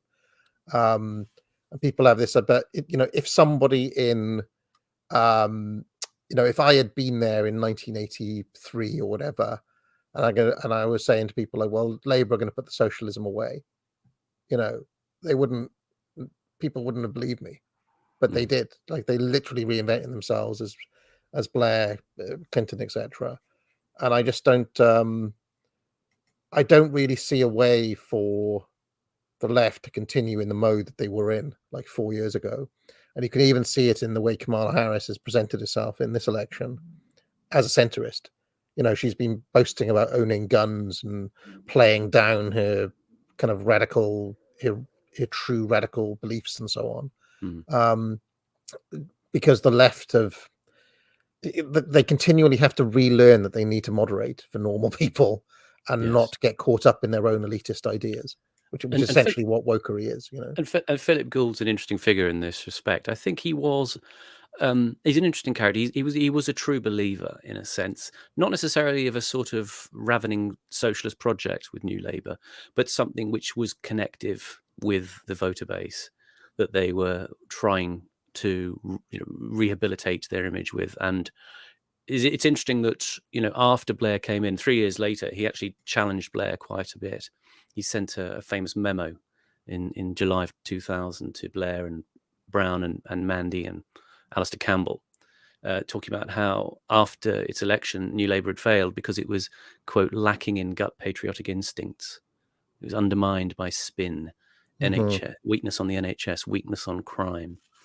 It was thought this memo had been leaked by the Tories at the time, but nonetheless, he was trying to emphasise how out of touch they become quite quickly, and this also led to a sort of divergence between Blair and Brown in some senses, because Blair began to lose confidence in the focus group polling approach.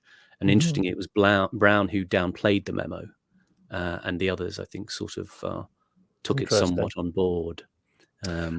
Yes. Yeah, and in fact, you can still see that today, because I noticed Gordon Brown made an intervention the other day say, I can't remember what he was saying now, but you know, Brown is much more on the left of the party in general, I would say, than Blair. This shot here, by the way, of Mandelson sneaking around the corner is brilliant, isn't it? And it's funny, he's in his Oswald Mosley phase, if you look at the way he's dressed and his moustache. I love the idea that Mandelson only ever skulks, kind of lurks in the shadows. Yeah. You know. The Eminence Grise. Gould became part of a small group of modernisers centred around Peter Mandelson. Their aim was to reconnect Labour with the lost voters. To do this, Gould turned to the technique he knew well from his work in advertising, the focus group. Gould commissioned focus groups in suburban areas across the country with small groups of voters who had switched to Mrs. Thatcher. People were encouraged not to talk rationally about policies, but to express their underlying feelings. And what Gould discovered was a fundamental shift in people's relationship to politics. That was it, sorry. Gordon Brown said he accused centrists of appeasing the far right and said that Europe is in thrall to the far right. Okay. Now, this comes in the week that Keir Starmer has met Giorgia Meloni. Now, you can see the difference between Brown and Blair there, right? Because the whole strategy of essentially appeasing what Brown is calling the far right, or being strong on immigration or whatever, is the Blair containment strategy. Whereas Brown could never quite wrap his head around that because he's just that little bit more theory cell. That's the way I'd put it, really. But Brown was much more about the actual ideology of the thing. Whereas Blair was always more pragmatic and willing to make these compromises for the group, for Machiavellian, you could say. You know, the ends justifies the means. For the attainment of the position. Yeah. I mean, going back to Gould's words at the time, which are curiously resonant today, he was saying, we are outflanked on patriotism and crime. We are suffering from disconnection. We've been assailed for spin and broken promises. We are not believed to have delivered. And Keir Starmer's gone and done all of that in record time. It took New Labour sort of 3 years to sort of start drawing that kind of tension in the public discourse. And I would just say that the reason that Blair is right and Brown is wrong can just be seen in the electoral record of Blair, three victories, versus the record of Brown, immediately voted out of office. Yeah. And do you remember why? That bigoted woman. Do you remember? That bigoted woman. Yeah. And it all started so well for them. I mean, I remember very clearly at the time, they had this thing of Brown saying, we're going to stick to the Tory spending plans for the first 3 years. You know, because classically a Labour government comes in, there's a run on the pound, you know, loss of confidence in the city, and they managed that transition, you know, so it was kind of seamless without a bump, and you couldn't get further away from that with the current stated intentions of Starmer's government. Yeah. They no longer saw themselves as part of any group, but as individuals who could demand things from politicians in return for paying taxes, just as business had taught them to do as consumers. And I found that the people had become consumers. People now wanted to have, you know, politics and life on their own terms. I mean, not just in politics, but in all aspects of life too. People see themselves as they are, as autonomous, powerful individuals who are entitled to be respected, who are entitled to have the best, not just in, going to Tesco's or wherever, but the best in terms of health and in education too. All this was about getting the Labour Party to understand that people really, really, really had changed, and the Labour Party had not, and unless the Labour Party changed, it would not win. Philip Gould now set out to try and persuade the Labour Party that they would have to make concessions to what he called the new aspirational classes. Now, if you were a Labourite, if you were a Labour guy from back then, I reckon they'd be justified in just saying, like, Philip Gould is a Conservative. why are we listening to this guy? This guy is just a Tory. Yeah. I'm sure a lot of them did think that. Or John Smith, the Chancellor, the Shadow Chancellor at the time, who later became the leader, who died before Blair ascended, was very, very anti the Gould faction. Yeah, and I mean, this is probably the resistance Blair had to face. He's always had that criticism from the left that he's just a conservative, and there was the Harry Enfield sketch, where Tory boy transforms into Tony boy. Do you remember?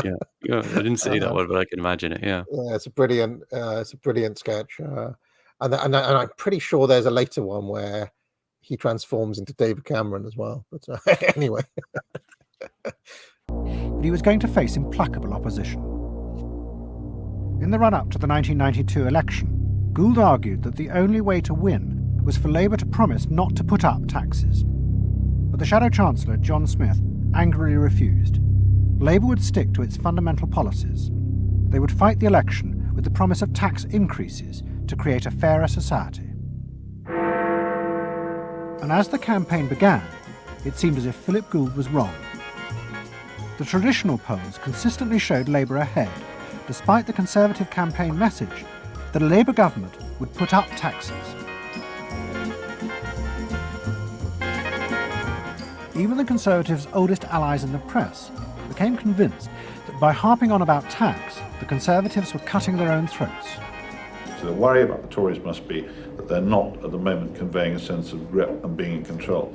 And unless they can do better than that, I think they're going to lose. I mean, the other thing is that they still say that they are going to go on and on with this one single message of tax. And I think, part of the difficulty this morning was that you had a whole lot of people who've been going to the same press conference for 7 days, had virtually the same message thrust at them, and are kind of getting bored and restless and hitting back on it. I think the media sense a big story coming in the Tories being defeated. And the Labour Party, too, was convinced it would win and finally return to power. It's now time to meet the men and women who will form the next government. Labour Chancellor of the Exchequer, John Smith. And now, it is time for the next Prime Minister, Neil Kinnock. Those running Labour's campaign believed that by... This is the famous Sheffield rally, which is sort of held up as an example of the terrible hubris of thinking you've got it in the bag. Kinnock's Hillary Clinton moment. Yeah. Modern presentation, they would attract back the there voters. it is! He's saying it! We're all right! Yet keep the old policies. But Philip Gould was convinced that Labour were going to lose. Through his focus groups. There's interesting stuff about that rally, actually, because I watched an interview with Kinnock. He said what he tried, it actually all went wrong on the night for him. He said they were helicoptered in and he got there late and they had to come in from the back of the auditorium, which was not the image he wanted. It was Glenda Jackson, the actress, who was a Labour MP, who was doing the announcements and saying things like the next Labour Chancellor and the next Labour Prime Minister. And he'd explicitly said he didn't want to be introduced like that. He didn't want to attract that sort of sense of pridefulness. Apparently, when he did the well, all right thing, he said, I went on stage and I wanted to be like a kind of like a cool jazz man or a pop star going, all right, and he said the crowd sort of just repeated it back to me. And he said, so I tried it again, and it sort of didn't work. And interestingly, all of the footage of this is sort of held sometimes in regard that, that this actually destroyed their chances. But apparently, they actually had already learned that very night that they had dropped a crucial 6 to 7% in the polls. Wow. So they kind of knew that it wasn't going to happen. He actually said so later in an interview. It wasn't the Sheffield rally. We already knew we weren't going to win at that very point that evening. Interesting. Of course, American viewers should know that Neil Kinnock, despite the fact he lost this election, was incredibly influential on America's most popular president of all time, which is Joe Biden, who regularly plagiarizes the speeches of Neil Kinnock. Yeah. And In fact, I remember there were montages of, I mean, Kinnock has got one really amazing barnstorming speech where he talks about, his father and his father's father all being minors and not being allowed to, not having the privilege of going to university or having education and so on. And Biden basically ripped off that speech almost word for word, and delivered it in his, Delaware or something, So yeah, that's worth. But I think he plagiarized Kinnock a number of times, and people like made that montage of Kinnock and Biden back to back. Of course, I just find it interesting that Kinnock has that level of influence in left-wing politics. Well, it didn't harm his success later on. He went on to work with the EU and made an awful lot of money. And I think he bought a castle. So he seemed to be fine. And at the risk of overpraising him, I think he was a good speaker, and he had elements of, the kind of, the Burton kind of, the preacher man from the valleys, and the kind of heroic, soaring rhetoric that was unfortunately just thwarted by circumstance and by rigidity in the Labour Party sentiment at the time that unfortunately didn't do him any good. He knew that the very people who were telling the traditional pollsters they would vote Labour were in reality preparing to vote Conservative out of self-interest. But they were too embarrassed to admit it. And John... I mean, where have we seen that phenomena before? Telling the pollsters one thing, but actually doing another thing. Stated versus revealed preferences. Here it goes. This is the classic story of the 92 election. Also the classic story of the 2016 election, and probably the 2021 as well. But the less said about that, the better. John Major also knew this, because his focus groups were telling him the same thing. What do you make of the poll, which puts Labour 5 points ahead? Sir, one to the Daily Mail, sir. Feel out in the streets that matters. What are you guys... It's feeling good on the streets, is it? It is feeling good on the streets, yes. It has been feeling surprisingly good on the streets for some time. Quite surprisingly, quite out of line with opinion polls. Don't ask me to explain it, but it feels all right. Sir? Anyway, come on. No, lads, you must sit down. We're waiting to go. John Major's victory in 1992 was a disaster for the Labour Party. The small group of reformers centred around Peter Mandelson and Philip Gould were convinced that the only way for the party to survive was to change its basic policies. But their ideas were rejected by John Smith, who had now become leader. Young Darth Blair. How are we going to get rid of John Smith, I wonder? Not from a Jedi. Philip Gould left Britain to go to work for the campaign to elect Bill Clinton president in America. The 1992 election, during it and afterwards, people felt under great strain and really did feel demoralised and dejected. And then to go from this to the Clinton campaign, it was an extraordinary experience, because here suddenly I found articulated many of the ideas that I'd had but not fully myself been able to encapsulate or to articulate. If you want a president who will restore the middle class, reclaim the future for the middle class, and restore the American dream, vote for Bill Clinton in New Hampshire and send a signal to the country that we are coming together. What Gould discovered was that, like the Labour Party, the Democrats had also been doing focus groups with swing voters. The difference was that Bill Clinton had decided to tailor his policies to fit with these voters' desires. Above all, with their ferocious belief that they should only pay tax for things that benefited them, not for the welfare of others. I have no idea what percentage of my tax dollars go to welfare, but even if it's a minuscule percentage, even if it's a quarter of a percent, it's still too much for the people that are receiving these benefits. Sorry to say this, but I do not like the physiognomy of this young man. He's slightly boss-eyed, isn't he? Yeah, unfortunate. Benefits that are basically non-productive. The Clinton team decided that to win, they had to promise tax cuts for these suburban voters. And they also used the focus groups throughout the campaign to check every appearance, speech and policy with them for their approval. What Clinton called the forgotten middle class became central figures in a new type of reactive politics.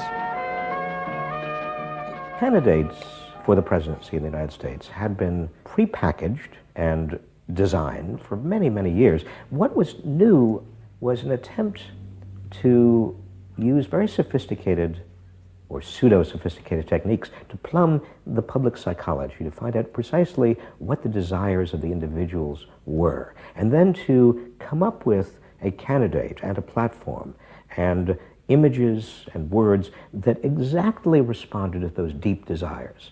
This was packaging at a new level. This was polling at an extreme. I'm not going to raise taxes on the middle class. And the middle class needs a break. Government is in the way. It's taking more of your money and giving you less in return. In the name of the hard-working Americans who make up our forgotten middle class, I proudly accept your nomination for President of the United States. Stay focused. Talk about things that matter to people. You know? It's the economy, stupid. Okay? Pause. I don't know if he reminds anybody else of Clarence Bodicker from RoboCop there. It's a very similar face. That's James Carville, who with George Stephanopoulos were the two advisors to Clinton. And James Carville obviously coined that phrase, it's the economy, stupid. You had sort of three nostrums. It's the economy, stupid, change versus more of the same, and three, don't forget healthcare. And these were his kind of sort of three take-home messages for politicians to follow. But yeah, I actually thought he looked more like Quentin Tarantino. A bit of both. Yeah, a bit of. He just looked like Kurtwood Smith, who played Boddicker in RoboCop. I sort of imagine James Carville sort of striding around old Detroit, blowing people away, saying, "It's the economy, stupid." I just thought they could have rewritten bits of RoboCop like that. But yeah, interesting figure. He's also an actor, apparently. He played an attorney in the People versus Larry Flint. So, really? Interesting history. But Clinton's campaign team, led by James Carville and George Stephanopoulos, did not believe that they were capitulating to the selfish desires of the middle classes. Tax cuts were the price they had to pay to regain power. But once in power, they would still fulfill traditional democratic policies and help the poor who had been neglected under Reagan, above all with the reform of healthcare. They would pay for the tax cuts by cutting defence spending and increasing taxes on the very rich. In this way, they believed they were forging a coalition of the new and the old voters, both of whom could be satisfied. Probably for the first time in a generation tomorrow, we're going to win. And that means that more people are going to have better jobs. People are going to pay a little less for health care, get better care. And more kids are going to go to better schools. So thanks.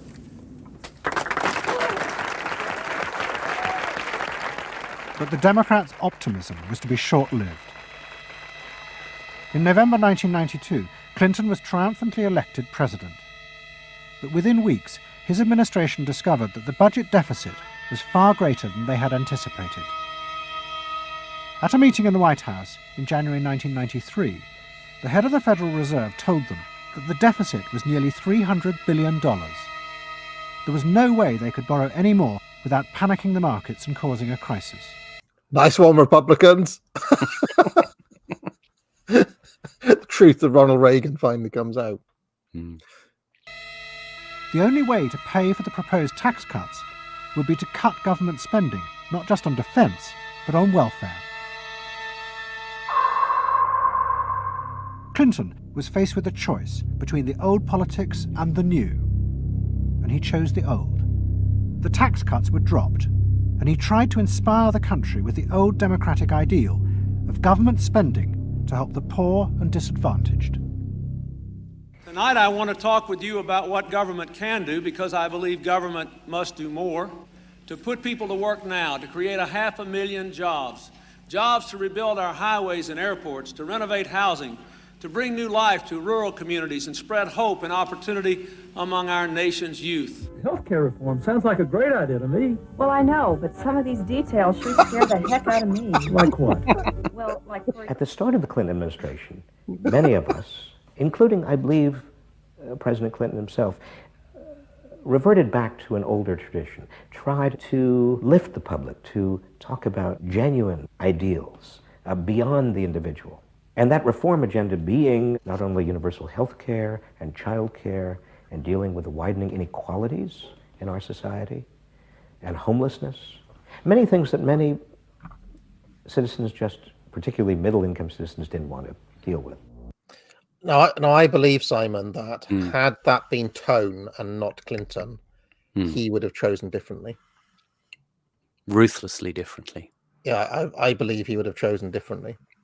But that's I guess a topic for speculation. But I feel like because it's basically a choice between what they call austerity, isn't it? And and leaning into old-fashioned left-wing politics. I think Tone would go for austerity 10 times out of 10. And this is where you've got to kind of acknowledge sometimes with Curtis documentaries, like we say, he takes you a lot of the way there, but he does kind of locate himself with some of the interviewees he has. And in this particular documentary, this last film of the series, he more or less locates himself, I think, with Robert Reich, who is a man mostly is concerned with social justice agendas. So he sort of genuinely lights up there when he talks about Clinton returning to sort of ideals and tradition of the old left. There's always that element of, reaction in the left, that wants to celebrate things as, he talks about, he sort of disparagingly, he talked earlier on about the pseudo-sophisticated methods of locating people's desires. And that's that familiar kind of sneery contempt that the left has, in its kind of hyper-rationalist approach. Well, we're the ones who've done the real research. We've got the real insights. We sort of dismiss all this kind of ugly politicking that's sort of, grabbing people by the sensitive parts and yanking them in this direction because they can't really compete with it. They are sort of appealing to these noble ideals, which don't always sell. And you can always see that Reich kind of, as I say, is a sort of, he ventriloquizes, I think, Adam Curtis's concerns because he is a kind of left liberal who wants to return to a sort of an era where, like FDR, they believed in the public as rational actors who would choose policies that were good for society, not these creatures of the post-Freudian era who were just going to be driven by their spinal cords and their instincts and their he calls it their primitive desires. Reich sort of sneers when he does it, but it's the kind of the cope of the losing side at this point. Yes, and this is with the great enigma of Curtis today, isn't it? Because Robert Reich on Twitter is one of the absolute worst people on Twitter today. One wonders whether the modern current Adam Curtis would agree with anything Robert Reich says now. Yeah, there will be changes as you go on through Curtis's documentaries. That in Curtis's position, there are interviews where he clearly acknowledges changes of his own position. But I think Robert Reich is someone who's definitely left in the past. And this is like the subtitle of today's stream. This is part of the death of ideology, because once this era is established, it's not going back into the box, as Curtis says. You're not going to get people appealing to these visions of collectivity, such as the left like to peddle, and Reich is going to be yesterday's man. But the suburban voters who had been promised tax cuts were not inspired by Bill Clinton's vision. They felt betrayed and wanted revenge. Their opportunity came in 1994 with the congressional elections. The Republicans, led by Newt Gingrich, promised huge tax cuts and to dismantle the welfare system. The voters who had defected to Clinton switched sides yet again. Is this the midterm red wave that always happens in American politics? Yeah. And the Republicans won both houses of Congress in a landslide. Well, I think it's a tremendous vote in favor of smaller government, lower taxes, and in a sense, renewal of the Thatcher-Reagan tradition. And I think in that sense, it's pretty decisive. It means that the welfare state is going to be less hospitable for people who are not willing to take responsibility for their own situation. No question about it. I think today is the beginning of the end of the welfare state. For Clinton, it was a disaster. Faced with a hostile Congress, there was no way for him to get his reforms through. His personal popularity plummeted, and it seemed certain he would not be re-elected in 2 years' time. In desperation, and without telling his cabinet, Clinton turned for help to one of America's most ruthless political strategists, Dick Morris. What did he want you to do? Save his butt. Clinton was in serious trouble. He had lost the '94 election. He had lost control of Congress, and he hired me to come back and help save him. So he was basically asking me to perform roughly the same role as a life preserver would if you're drowning. What Morris told Clinton was that to win re-election, he would have to transform the very nature of politics. The crucial swing voters in the suburbs now thought and behaved like consumers. The only way to win them back was to forget all ideology and instead turn politics into a form of consumer business. Forget all ideology, eh? Yeah. This is to be in no doubt. This is what's called the third way, which we came to hear of in Britain and was never quite explained under Blair. But essentially, it's also apparently called modernized social democracy, and essentially, it's trying to bridge the right and left positions and draw the kind of the sort of the best bits from each. And they did this because they detected that the voters were taking a kind of a buffet lifestyle approach to these things. They didn't want the ideological polarities. They wanted so when New Labour came in Britain, they wanted prudence, under Gordon Brown, so Brown managed borrowing such that, where it was anticipated when he came in, they were going to borrow 19 billion. Brown got it down to 5 billion, roughly for the next 3 years. And at the same time, they deregulated and let the Bank of England set interest rates. So it was this combination of sort of stability, security with a bit of freedom.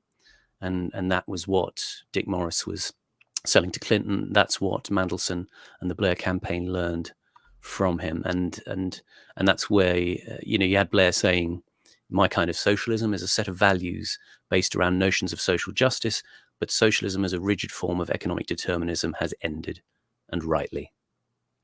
And Morris develops this technique called triangulation in order to bring this forward in political discourse. Clinton must try to identify their personal desires and whims and then promise to fulfill them. If he followed those consumer rules, they would follow him.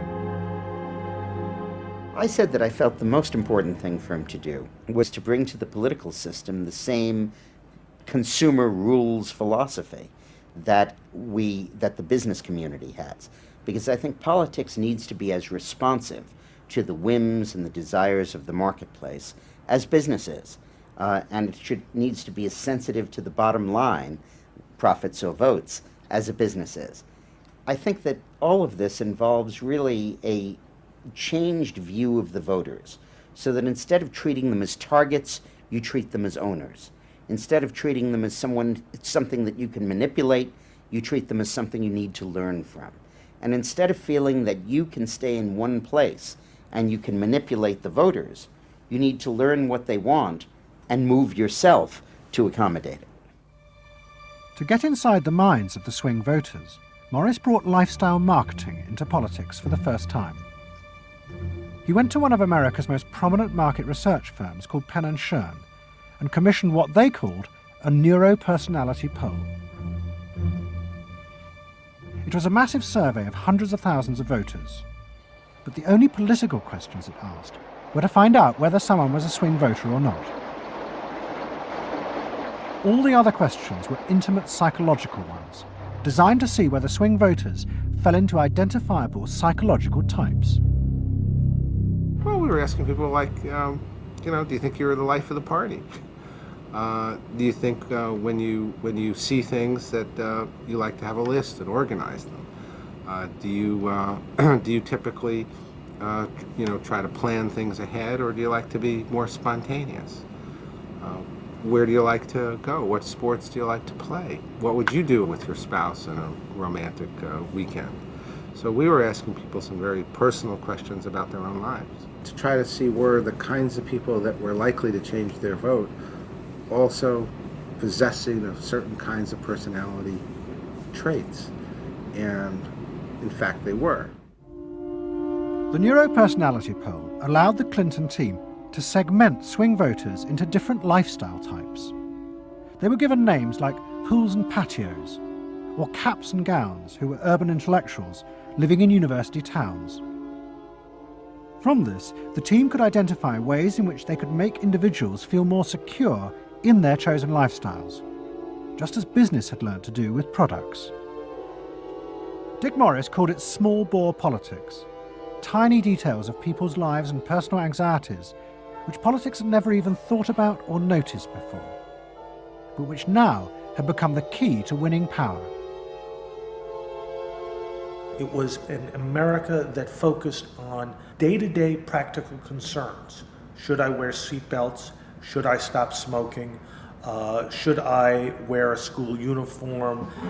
Is my neighborhood being protected? It was not so much a new individualism as the social order as we had known it had broken down. So we got into people's heads, understood their psychology about lifestyle, about values, what they thought was important, what issues they wanted politicians, and particularly the president, to address. And these issues proved to be very, very different from what the conventional wisdom had suggested. As the election campaign began, Clinton revealed Morris's new approach to a shocked White House. All traditional policies were to be dropped. Instead, he would concentrate exclusively on policies that targeted the worries of the swing voters. V-chips would be fitted into televisions to prevent children from watching pornography.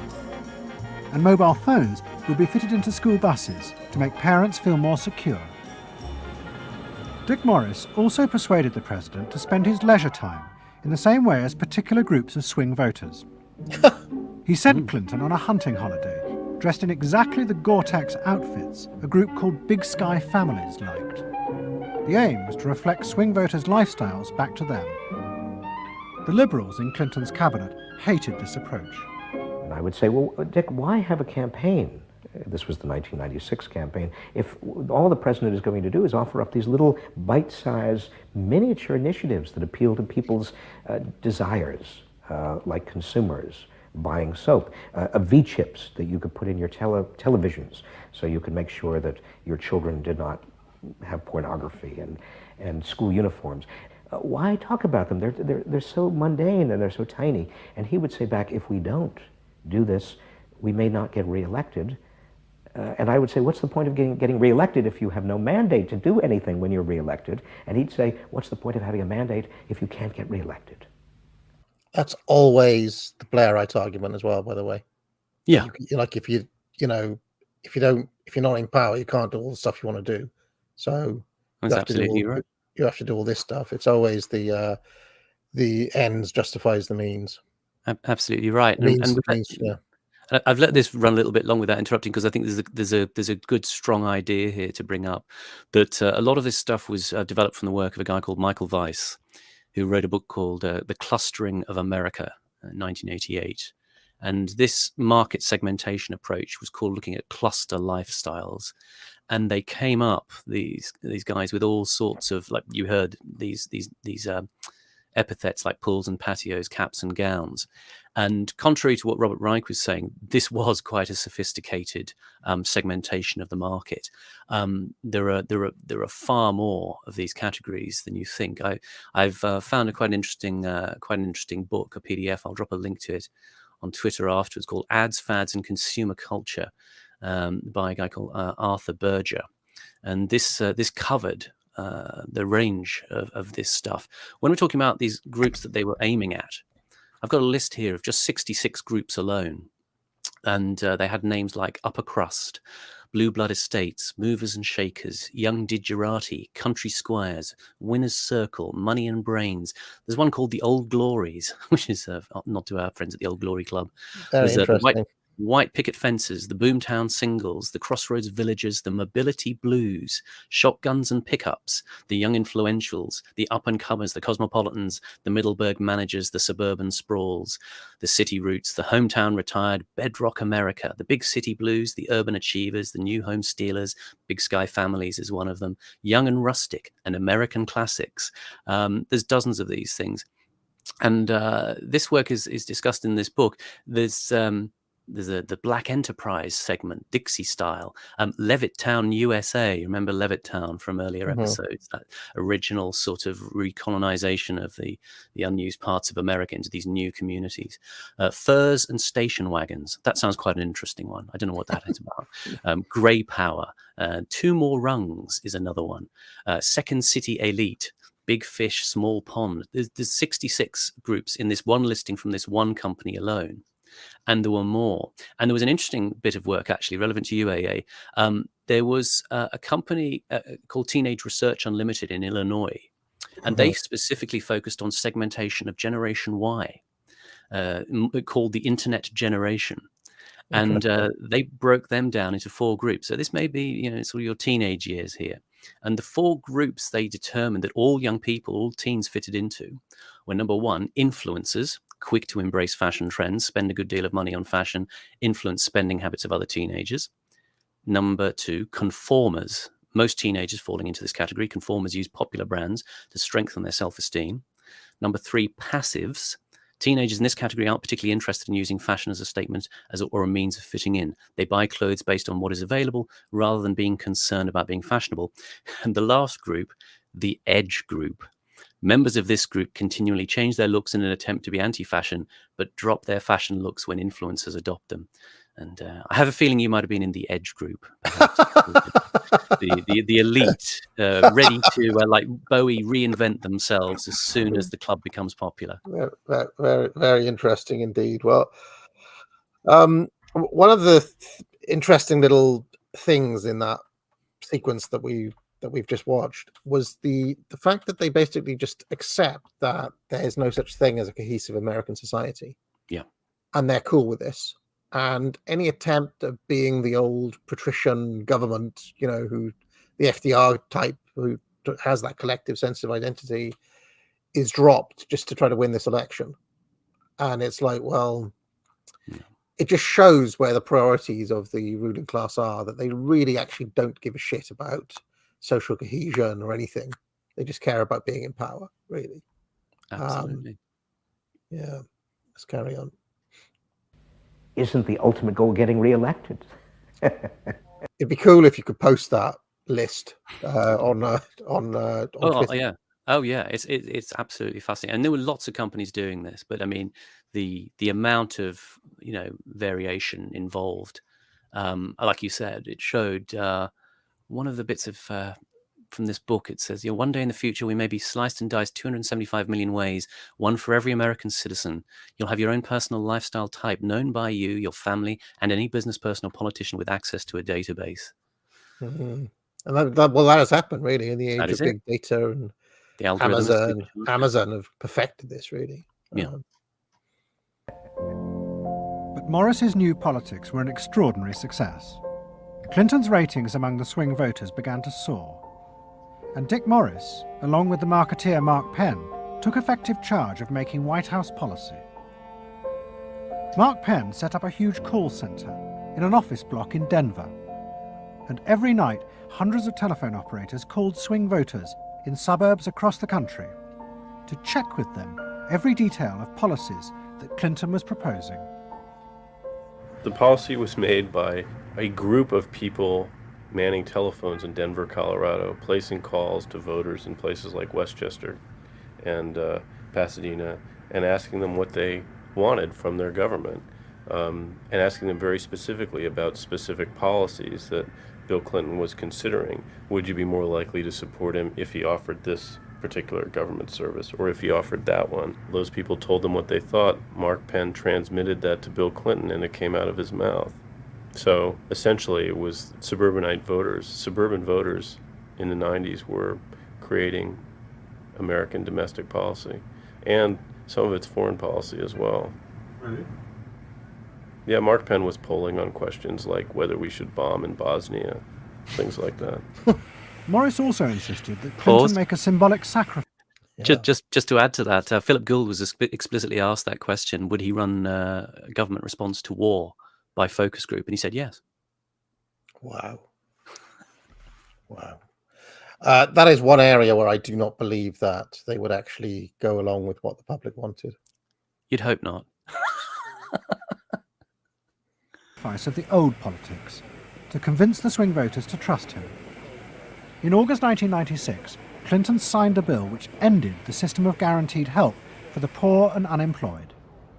Welfare would be cut back after 2 years in order to force people into work. The new system was called welfare to work and would, he said, be a hand up, not a handout. It was the effective end of the guaranteed welfare system created by President Roosevelt 60 years before. For many in Clinton's cabinet, it was also the end of the progressive political ideal that Roosevelt had represented. The belief that one used a position of leadership to persuade the voters to think and behave as social beings, not as self-interested individuals. Dick Morris and the pollsters had won. And by that I mean that the people who ultimately got to the president, shaped the president's mind, were those who viewed the voters as just a collection of individual desires that had to be catered to and pandered to. It suggests that democracy is nothing more, and should be nothing more, than pandering to these unthought about, very primitive desires. Primitive in the sense that they are not even necessarily conscious, just what people want in terms of satisfying themselves. I'll just say that there's been a curious development in the Democrat Party, because at some point, and it must have been either the ascendancy of Trump or during the Obama years, there must have been a change of thinking within the Democrats, because you can see Bill Clinton with that list of 66 different types of people is trying to appeal to everybody in the entire country. And at some point, the Democrat Party have said, actually, we're going to fuck most of the country, like to sack them off. They're a lost cause. Fuck them. Call them deplorables. You know, we're going to focus on our core client groups and a few other people, and we're just going to demonize our opponents. I mean, I don't know how that's worked out for them. I mean, it did get Joe Biden 81 million votes. And it, you know, if the polls are to be believed, it's being very successful for Kamala Harris. But it is interesting that decision must have been made at some point, because clearly they think about these things deeply. And at some point, some Robert Reich type figure has said, like, actually, let's just talk about where America is going, not where it was. Where America is going is this kind of, you know, half Indian, half black, horrible feminist woman. This is what you're going to get. Old white men are a thing of the past. So, you know, at best, they can be represented by this gay cuckold Tim Walz, who's just a kind of good ally of where the country's going, and that's their new messaging now. You know, so. Yeah, it's a weird counter to the sort of this form of very mathematical, you know, cluster approach of mapping these clusters, but then trying to draw the line that intersects them.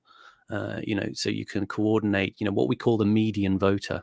You know, the sort of people who, you know, tap into things like Talk TV and, you know, GB News. They're trying to sort of grab these people, let's say on the right, in this populist media sense, which is also being done on the left. But these are the sort of the crucial sort of, you know, 15% in the middle of people who are sort of non-committal, who need to be absolutely bombarded with messaging in order to be swayed. And the Democrats obviously picking a sort of an inversion of that by saying we're going to represent this plurality and this diversity in the hope that we'll hit just about everybody who's mentally ill in America, and that will be a lot of people as well.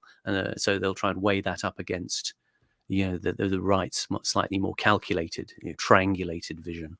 or at least the centre right, the neoliberal part I mean, of the right. I mean, with all that said, the Harris campaign is literally running a version of centrism. So whoever their campaign manager is trying to go back to this. But I don't know if they can go back to it with everything that Harris and Waltz represent, if that makes any sense. They're trying to, like, once you've gone down that route, you can't just in the course of one election cycle flip back to being a Bill Clinton centrist. It doesn't work like that. But that's what they're trying to do, you know. I think it's like you pointed out before about the way that Cameron took on the heir to Blair mantle. They did so in a way that they tried to replicate Blair in the form of everybody in the party thinking like Blair, which of course can't work because Blair is a monomaniac elite in his own right, and you can't sort of have a party filled with Blairs or adopt Blair position. So it's kind of, it's unmoored, it's unfelt, it's not connective with policy positions. Like you say, it just becomes a kind of veneer which you wheel out and then wheel away rather quickly once the election is over. And it kind of doesn't work for them to not do it in a sort of systematic way and have that, perhaps that disjuncture between elite leaders who may peddle a noble lie, but they still rule with an iron fist. Yes. And the same triumph of the politics of the South was I was trying to resist the joke that Peter Mandelson has seen a few iron fists in his time. Terrible joke. And it's interesting, another change of image for Mandy here. It's kind of, you know, he's literally making a salad dressing, you know, light, insubstantial, you know, it's everything. You can about imagine that. him watching Changing Rooms and making a pasta with sun-dried tomatoes. That's it. Yeah, before going to the fish and chip shop and asking for guacamole, like he famously did. About to happen in Britain too. In 1994, Tony Blair had become the leader of the Labour Party, and the reforming group centred around Peter Mandelson became all-powerful. Almost every night, Philip Gould ran focus groups with swing voters in the suburbs. But this time he was listened to, and the desires and the fears of the new aspirational classes became the central force shaping Labour Party policies. In that period, I was talking to people who used to vote Conservative and were considering voting Labour, and they wanted understood that they are financially pressed and that there are limits to the extent to which taxation can be improved. They think that crime is an issue that matters to them and should be respected. They want welfare to go to people who deserve welfare, not to people who do not. This was seen of by many in the Labour Party as selfish. I never saw that it was selfish. I believe that a dad or a mum doing their best for their family isn't selfish. They're just doing their best for their family, and that's what people do. A crackdown on those who make life hell in their local neighbourhoods through noise or disturbance. Law and order is a Labour issue today. Philosophy of campaigning is... I always thought, by the way, and it's coming through watching this, Blair always hit the strafe right harder than Bill Clinton did. Right, Bill Clinton may have talked about tax cuts and stuff, but Blair went like he sounds like he's tough on law and order, and he talks like a conservative in those moments. You know, it's striking the difference that we're seeing here. And this is early Blair before he could do Force Lightning, of course. So. And tactically, he does so, in that way that, you had that thing in one of your Substacks about how Blair was never overly emphatic in condemning his enemies, because it looks like it's too much force, to exercise against them. You have to sort of seem like you make the accusation stick by being moderate. And like you say, the way he's also kind of arranging his cabinet as well. Blair can strafe hard right, not hard right. He can strafe to the right harder, in that way, because he's also recruiting lieutenants who are even harder than him. Like David Blunkett, who's willing to machine gun prisoners. Yeah, exactly. So it's the classic Machiavelli of you have the bad lieutenants, but you are the prince and you are loved because you sort of steer the course. And in an ideal world, really, the current Labour Party would have Starmer, who's a fucking psycho, as one of the lieutenants, not as the main guy, right? Yes. You want. Ideally, you want Blair there, flanked by Starmer as a kind of Darth Vader. You don't want to put Darth Vader actually in the Prime Minister's office because, I mean, well, we've seen what's happened. Yeah. Let's concentrate on swing voters. Let's focus group them to find out what they want and what will appeal to them, and let's just relentlessly push those themes in the election. Something is happening to you. After promising to put money in your pocket, the Conservatives are quietly taking it away. Philip Gould was crucial because he gave the raw material, if you like, for these politicians to do this kind of politics. In that when he came up with stuff, they'd follow it, pretty much without exception. Blair himself would pore over these sort of 12-page memos and say, well, this is what we must do. We want people to earn more, to consume the good things of life. We want people to pay lower taxes. Gordon Brown says the Labour government will hold the main tax rates unchanged. The Labour government will not increase the basic rate of tax. I want to make it clear that I will not increase tax.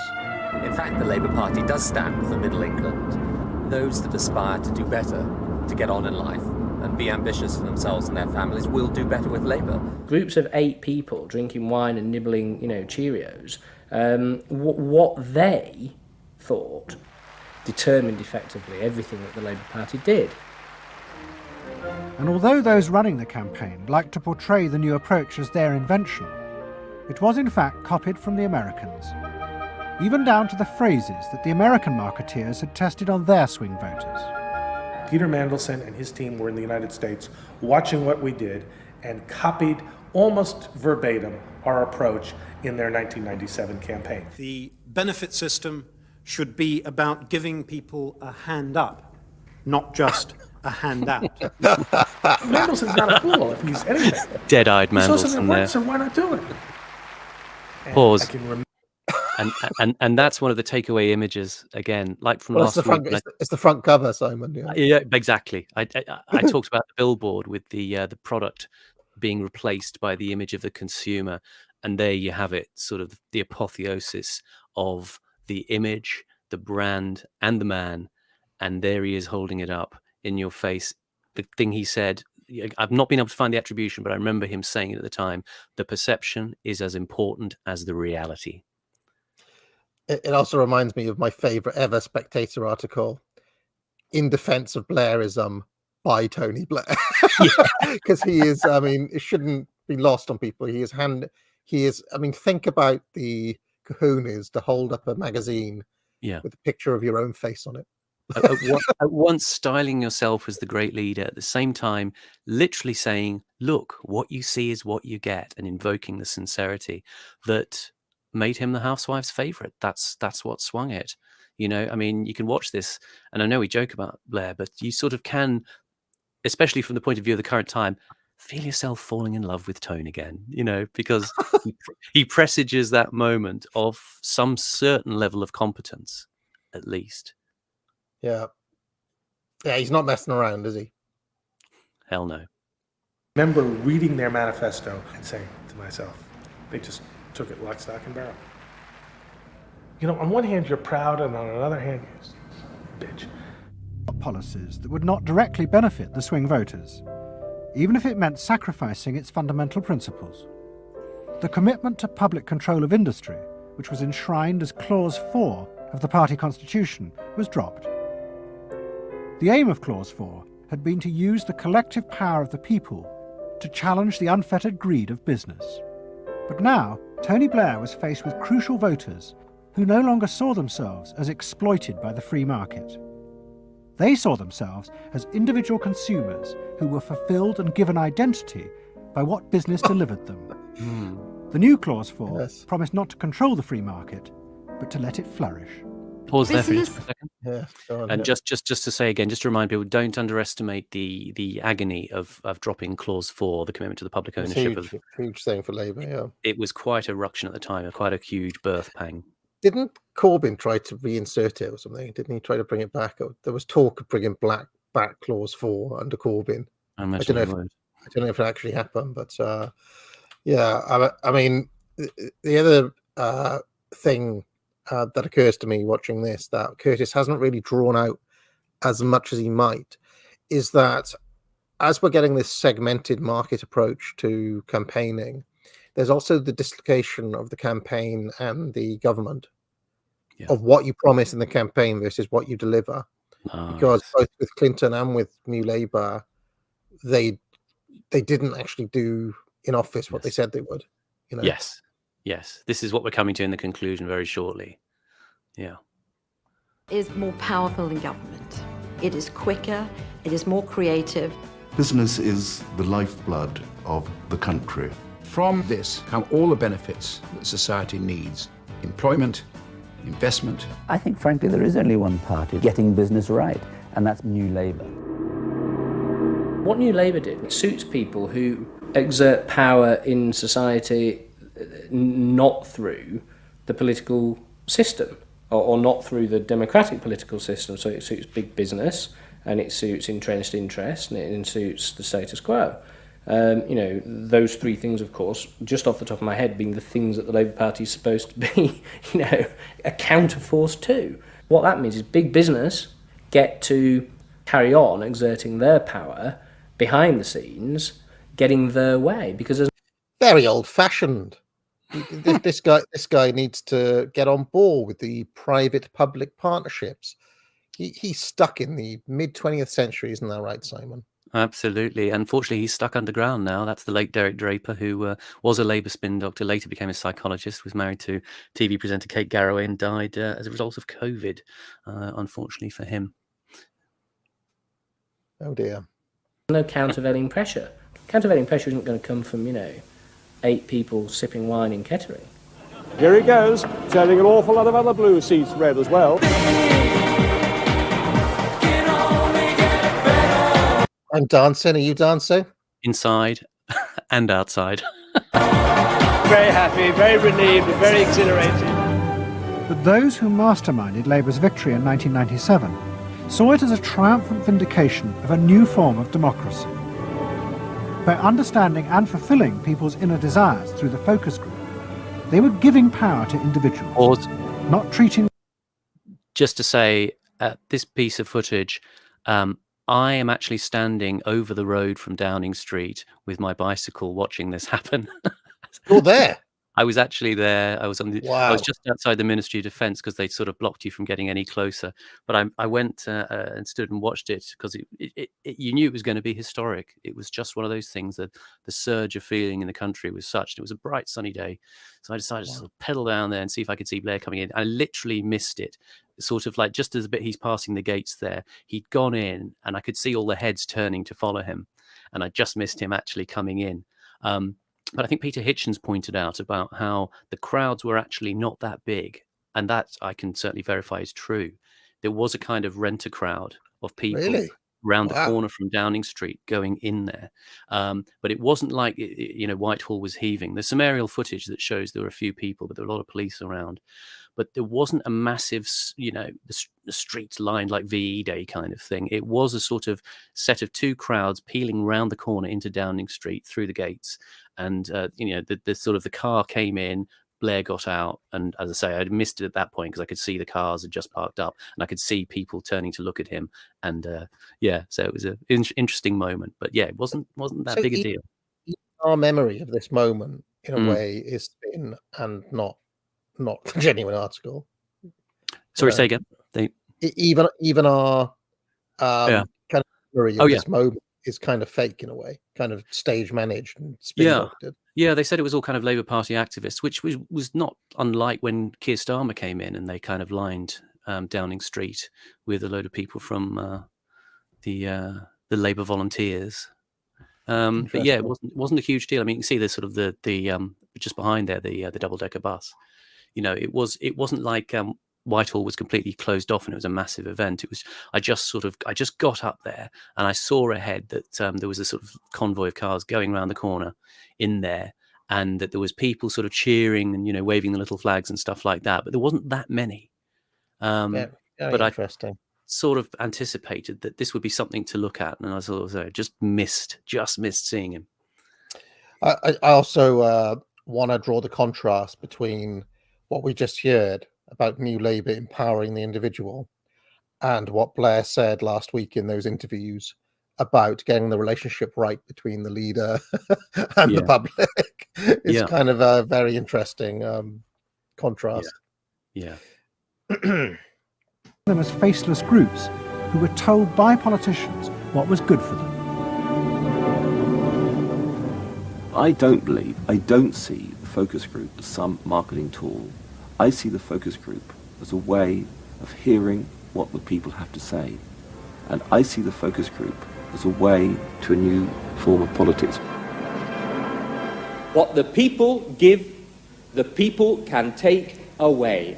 We are the servants, they are the masters now. I mean, the contrast.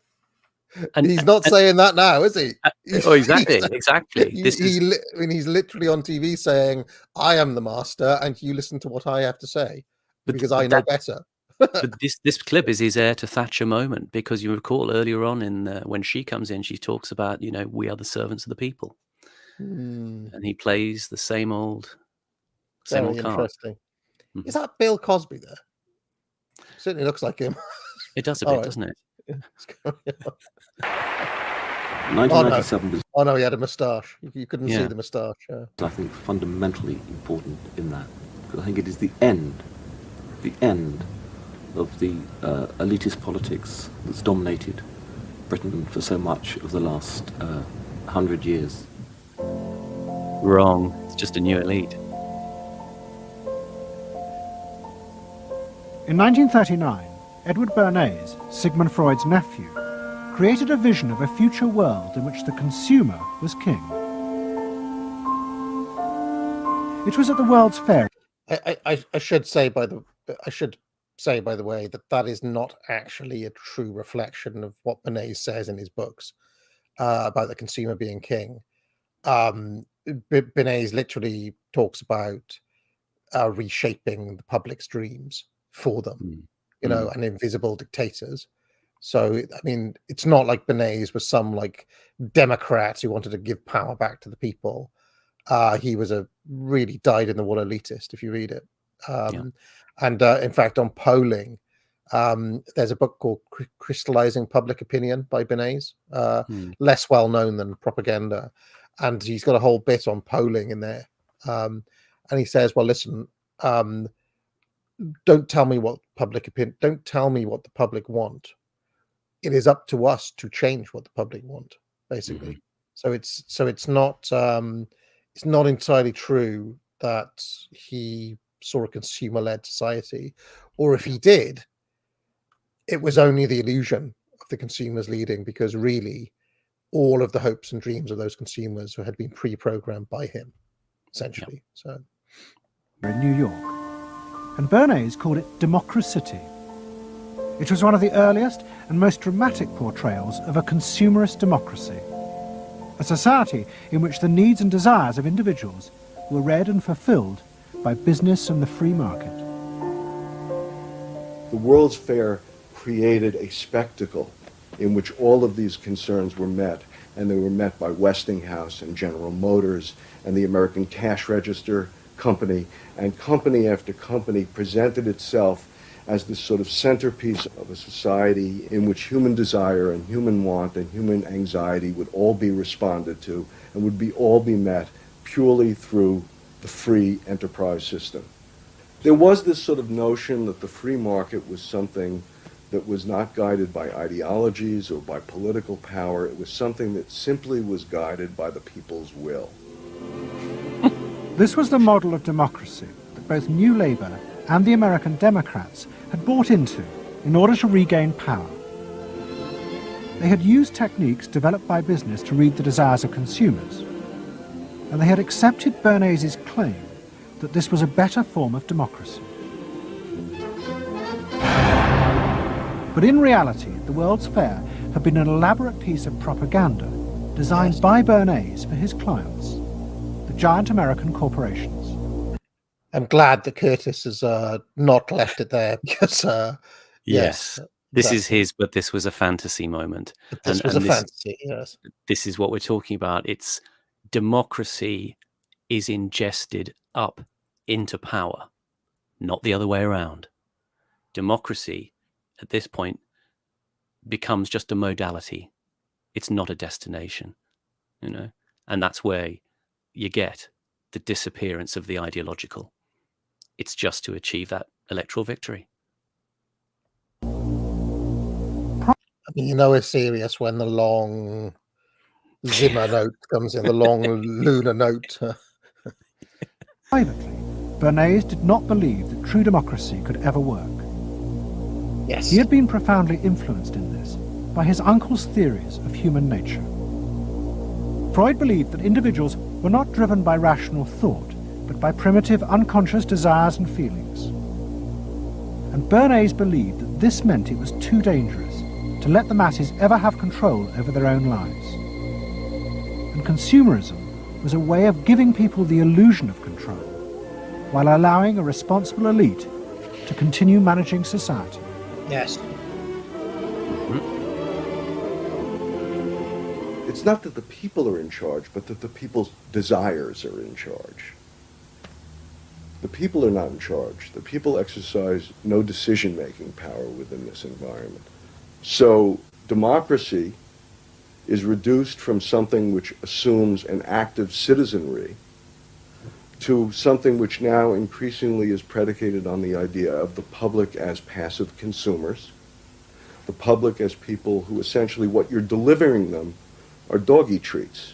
The problem for New Labour was that it believed the propaganda.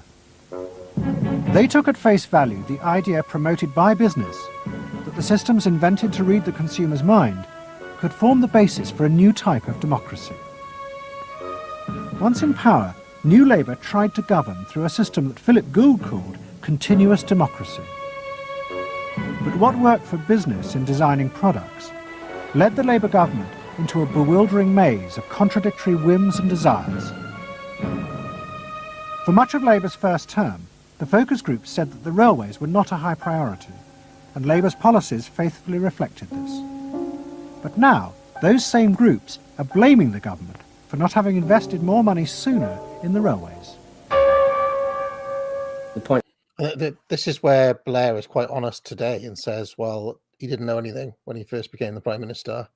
And I have the theory that this first term that he's talking about here is where the tone that we know now was born. Basically, he kind of learned on the job and basically learned elite theory in situ, if that makes any sense. Absolutely. It comes as it dawns on him, at least, that you have to reject that particular type of focus group-led approach. There'll be a quote I'll read at the end of the stream from Curtis about that. But you have to remember the thing about the railway at the time. It had undergone privatization. The rolling stock was separate from the track, and Rail Track was given, the license to run the actual track infrastructure. And eventually, they went into administration. They had £500 million bailout, the track was in a state. You had something like 22 major rail accidents under the sort of New Labour years.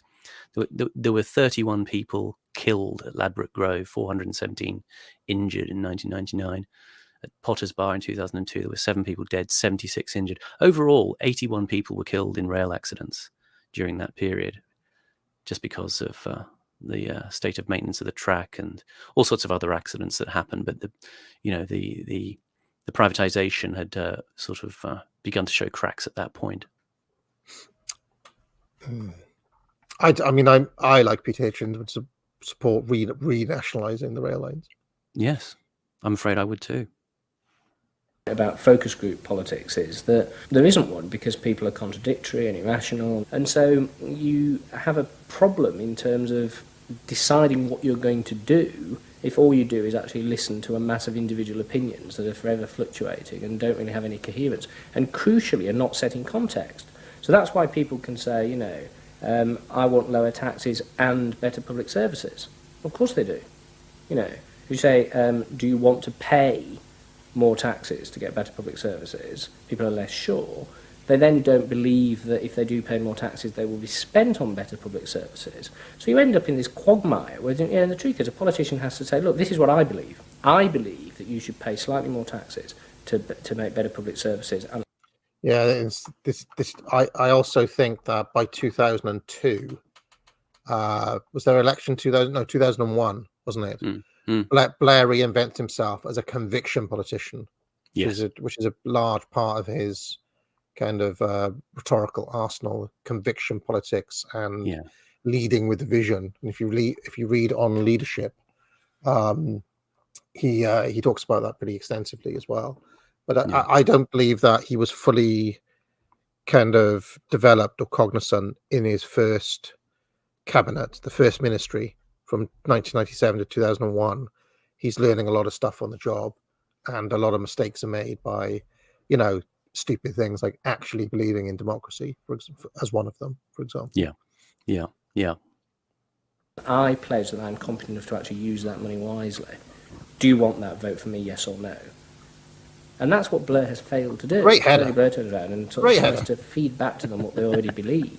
Kevin Keegan. What they believe. Was that Kevin Keegan? Yeah. Oh, fantastic. Stick Blair in at centre back. Is sort of a load of individual, incoherent, contradictory nonsense. That's all he has to offer. And then he wonders why people don't get him. The answer they don't get him is because they're looking for someone to do something that they can't do themselves, which is actually come up with a coherent political opinion that they might have faith in. New Labour are faced with a dilemma. The system of consumer democracy that they have embraced has trapped them into a series of short-term and often contradictory policies. There are now growing demands that they fulfil a grander vision, that they use the power of government to deal with the problems of growing inequality and the decaying social fabric of the country.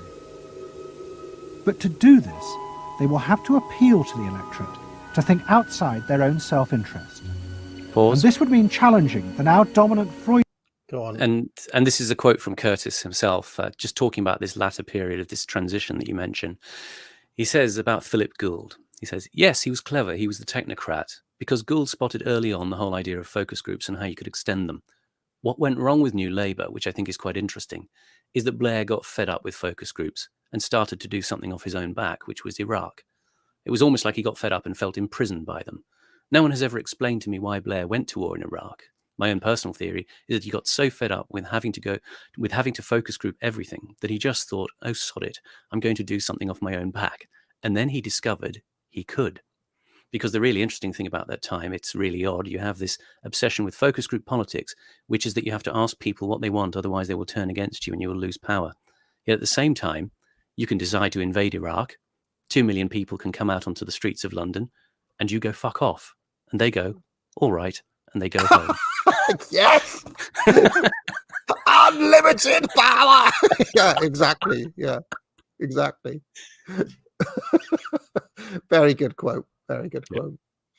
Freudian view of human beings as selfish, instinct-driven individuals, which is a concept of human beings that has been fostered and encouraged by business. Now, do you think that in Curtis's own development, that he has some lingering idealism of his own in this documentary that is later lost by the time we get to, I don't know, hyper what's that one called? Hypernormalization. Hypernormalization, or some of his some later Curtis. It certainly changes. Yeah, it certainly changes for him. I think he does look towards a vision of a future that we can all kind of agree on, and he thinks this can be done rationally, and he thinks it can be done with a sense of optimism. But as I alluded to when we did the Mayfair set, he is he's not fixated, but he's very aware of the failure of the left to come up with an alternative, and he's kind of there prodding them. It's like the meme, prodding them with a stick, saying, "Come on, do something, bring up some sort of vision." And he'll say, "I'm just a journalist. I don't know what that vision is," but it's something about involving people emotionally. He has these quotes about giving yourself up to something. So you want both. He says hyper-individualism has failed, but you do want people to obviously feel cogent in their individual identities, but at the same time to have some form of collectivity, some form of collective ecstasy, let's say. And this is a lot of my interest in the cultural theory on the left, is they are trying to reproduce collectivities which died with the Fordist economy, the industrial economy. But they're at a loss as to how to do it. And fundamentally, perhaps a lot of it is invested in people like Robert Reich, who essentially they're contemptuous of most people. They see that they don't have to respond to people in a sort of way that those people really need to have responded. I find this curious that Curtis still has this at this point, because he's already made all of Pandora's Box and The Living Dead, deconstructed various models of rationing planning. He's shown the failure of the Soviet Union.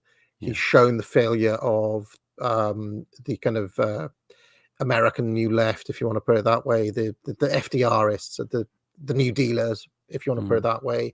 He has shown how the old British elite, with their kind of patrician or paternalistic ways, were outmaneuvered, and why their assumptions have failed as well.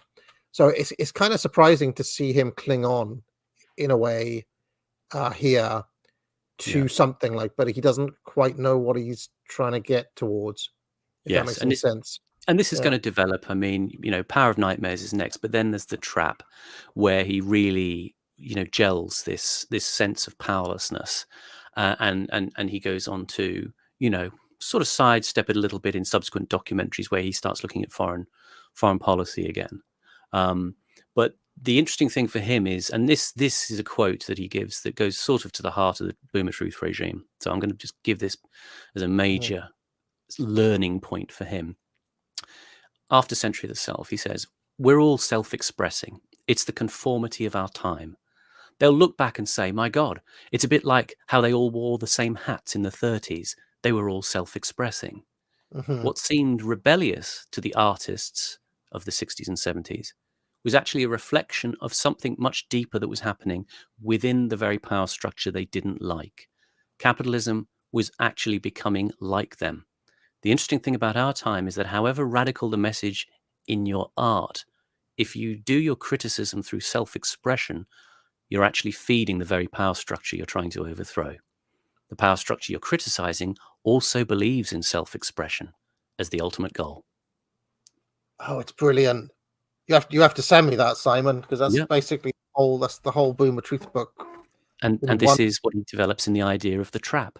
You are trapped in this this desire to keep being an expressive individual Gen Xer who listens to Pink Floyd, and that is exactly feeding the suppression of the development of late capitalism.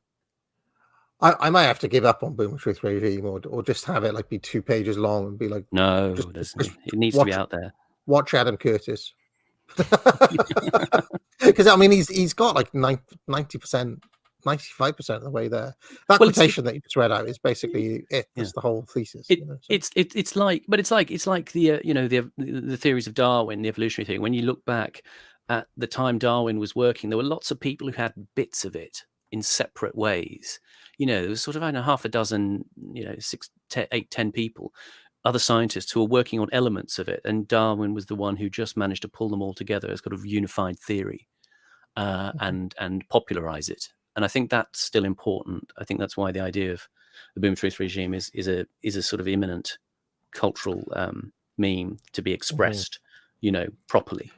Well, I have my video coming out at 5 p.m. later today is about Winston Churchill, and in that I read an excerpt from the bit of Boomer Truth regime I've already written, so we can see how people react to it later on. But yeah.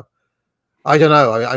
I'm increasingly thinking that the book is redundant, though, due to the fact that Curtis has already got there. But Curtis has not written a book, has he?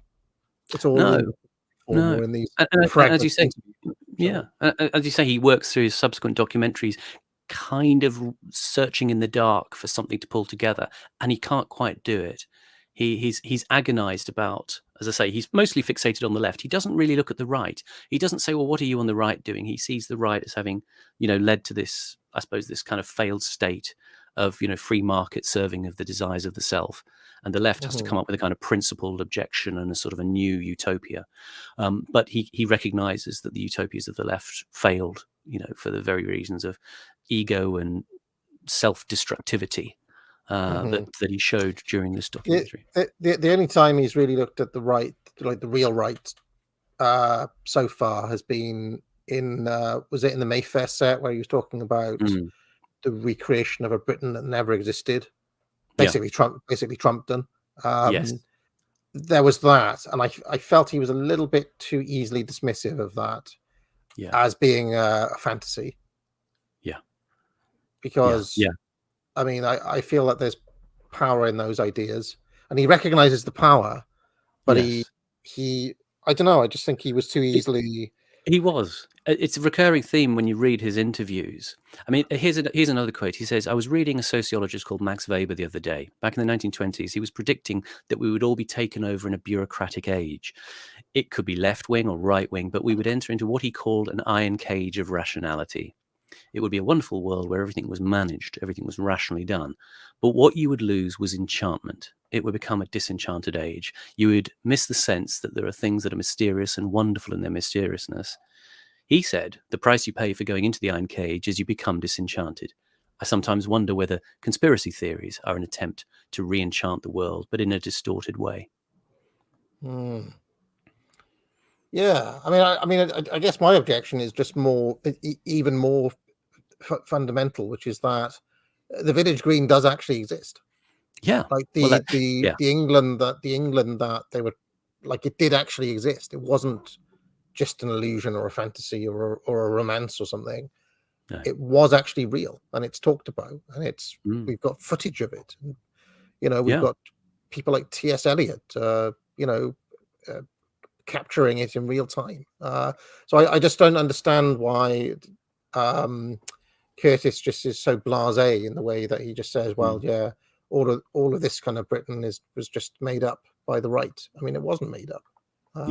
Yeah. And I feel like it's not just Curtis; it's the left in general are a bit like that when it comes to. This is why I find Aaron Bastani, interesting as a figure, because he doesn't make that maneuver. Yeah. He's constantly talking about villages and not putting a car park over them, and trying to get back to that Britain, which is I strange in a way. And now he has kids. He's becoming more like that, isn't he? He's drifting more in that direction. I think it's something about the left being able to not wanting to lose face in some way. It reminds me very much of the way that, like I said earlier, about how history gets recorded by a kind of middle class elite who want to emphasize a kind of grimness to the past constantly, and they constantly lie about. I mean, I talked to my mother, who's 84 years old, very sharp still, and I say, "Was it like this? These films, these clips and stuff." I show her, the old things of people in London, in the 60s or even earlier. She says, "Yes, it was. It was lovely. It was clean. Everyone was respectable. It was pleasant." She realizes how it's been lost. Yes, absolutely. I mean, and this is why I'm kind of quite interested to go back and watch things like Carry On and so on, because yes, you're getting a slightly constructed version of Britain at that time, but it's still like the actual high street or whatever. Whenever they do those scenes in London, and in something like a low budget film like the Carry On, you can't say, well, this is a Hollywood version of what Britain was like or whatever. I mean, it obviously wasn't. And this is where you can see what things. This is where you can actually get glimpses of what the real Britain was like through things like not just Carry On, anything that wasn't kind of huge budget, which like normal TV. I mean, one of my favorite things to do, Simon, is to go on the BBC iPlayer archive section and just dig out documentaries, right? From the 70s, 60s, 50s even. There's tons of them on there. And whatever they could be about whatever, but you can watch them for another reason. You can watch them just to look at the landscape rolling past, the landscape or the footage or the furniture or whatever. And you get glimpses into the Britain that was. And I would say that if you were to show that to certain leftists today, they'd accuse you of trying to construct a romantic utopia. Yes. but no, there actually were milkmen, and there were actually clean streets, which weren't overcrowded with cars. And I mean, that's another thing that older people talk about. People the same age as your mother, or people in their 70s now. How well, once upon a time, you could just park down a normal high street. It wasn't completely overrun with cars. Because there were fewer people. That's one of the reasons. Obviously, not everybody could have a car as well, but there were fewer people. Yes. And there weren't 20 million recent arrivals clogging up the services either. So this is one that, there's a sense in which you can watch Carry On Doctor and watch it as a utopia. This is what a functioning NHS looks like. They're sticking things up Frankie Howard's ass, but still, look, he's got a bed. You wouldn't get a bed today. Yeah. It's like that film I mentioned, The League of Gentlemen. I posted a tweet the other week about it and said, this did exist. I just some screenshots of the film, and these women in it, and it was all quite sort of gorgeous and refined, and slightly cool and distant in the way I quite like. But it was a real world. It wasn't. Again, I compare this with the memories of people who were there. I say, was it like that? Did you feel that? Are you just being nostalgic? No. It was. That was it. That was pleasant. Because it produces ideal consumers. Although we feel we are free, in reality, we, like the politicians, have become the slaves of our own desires. We have forgotten that we can be more than that, that there are other sides to human nature. Fundamentally, here we have two different views of human nature and of democracy. You have the view that people are irrational, that they are bundles of unconscious emotion. That comes directly out of Freud. And businesses are very able to respond to that. That's what they have honed their skills doing. That's what marketing is really all about. What are the symbols, the music, the images, the words that will appeal to these unconscious feelings?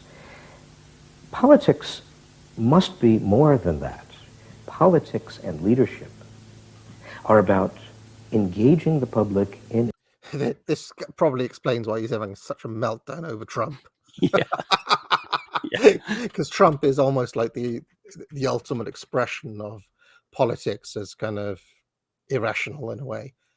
Not to say that Trump voters are irrational, because the concerns he brings up are very rational, but just the style of it, the kind of circus, the clownery of it in a way, because it is a lot of Trumpism is emotional. It's whether it's owning the libs or dancing at the rally or it's a feel good thing more than anything else. And it's too vulgar for the sort of bourgeois sensibility that manifests in the modern left. And in a sense, I mean, I underestimated things like the wrestling, the stuff you're into, because I was aware when it was around back in the sort of late 80s and early 90s, and I just sort of wasn't interested. It didn't grab me. But when you started to use it as a metaphor or a parallel, an allegory for politics, I could really see something in it, in that theatricality, that immediacy, the sort of easy power of those narratives. And that's not something to be sniffed at. It's like the way that Trump is an effective communicator. It's the way that wrestling, I mean, when I look at some of the footage of those wrestling things, and these massive stadia of people, and the sheer theatricality of it, which is something that obviously I recognize. I mean, some of those clips of like The Undertaker, which I've watched, which are incredibly funny, but incredibly powerful. I mean, it is like a kind of Roman theatre or a commedia dell'arte or something like that. It's very strong as Trump versus the regime is Austin versus McMahon. It's the same storyline. Yeah. With Trump as Stone Cold Steve Austin. It is the exact same storyline replayed. Well, I mean, obviously it's successful because that taps into something that's deep in the American psyche, especially the blue collar, the blue collar America, or the working America, white America, if you want to put it that way. that speaks deeply, but not just to the white Americans. It speaks deeply to any, because it's an underdog narrative at the end of the day. It's an underdog. Trump as a kind of there's a bit of Bruce Willis in there. Bruce Willis in Die Hard doesn't quite want to be doing this, but he has to do it. A put upon hero, he has to do it because the system's out to get him and the system's out to get you. Just like Stone Cold against the corporation. Yeah, and it goes into pioneer cowboy sort of legends later on. It's a Larry job, but someone's got to do it. It's all those kinds of sorts of heroes who have to clean up the town. Yeah, very much. Yeah, there's a whole, in years to come, Trump will be included in books on American heroes, from John Wayne to Donald Trump or whatever. Or you could probably go back before John Wayne to other archetypes. Paul Revere or something. Because they're able to draw in iconic or mythic power, some people like Trump, whereas the British feel too uncomfortable and self-conscious with it. This is why this is sort of the bourgeois intelligentsia look down on this stuff. They're sort of snobbish about it, but they ignore its communicative power. Yeah, absolutely, and they underestimate it. I mean, this is why I've been arguing with people about this Haitian dog business, where I've got a video next week on that. But the way in which Trump is able to short circuit that rational part of the brain, right? Haitians eating dogs just goes straight through to a disgust reflex. Like it's straight to what Jonathan Haidt would call your moral foundations, and it's hitting that sanctity one pretty hard, and it's getting a disgust response. Now, whether it's true or not is actually irrelevant, because that feeling that it evokes is stronger than whatever the truth happens to be, or whatever kind of explanations the mayor is giving, or whatever the spiel by the liberal journalist on TV, or the debunk or whatever. And a lot of people will only remember that in a month's time, for example, about this whole thing. They won't remember all of the noise around it. And Trump has done that consistently for the past 8 years on every single issue, to the point where you will actually remember specific things Trump said or did, but you won't remember anything else anybody else said at that time. You only remember the little meme, right? And that is how their eating dogs will come to be remembered. If he wins, that is. If he loses, then maybe they'll say, "Oh, this is the moment he lost it." But I suspect even if he loses, I don't think it's much of a punt to say it's not we haven't seen the end of the Trump storyline, really. With this election, he's going to continue being a figure, I think, for a while more, at least. It's certainly activated something that will go past him.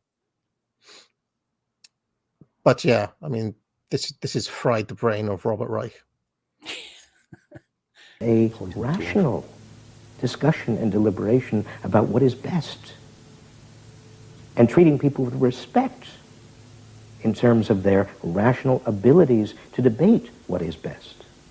If it's not that, if it is Freudian, if it is basically a matter of appealing to the same basic unconscious feelings that business appeals to, then why not let business do it? Business can do it better. Business knows how to do it. Business, after all, is in the business of responding to those feelings. Right, so just put the business in the cabinet, right? Which is exactly what ended up happening in America. If you have a look at the cabinets of recent presidents, they've all been top business guys. So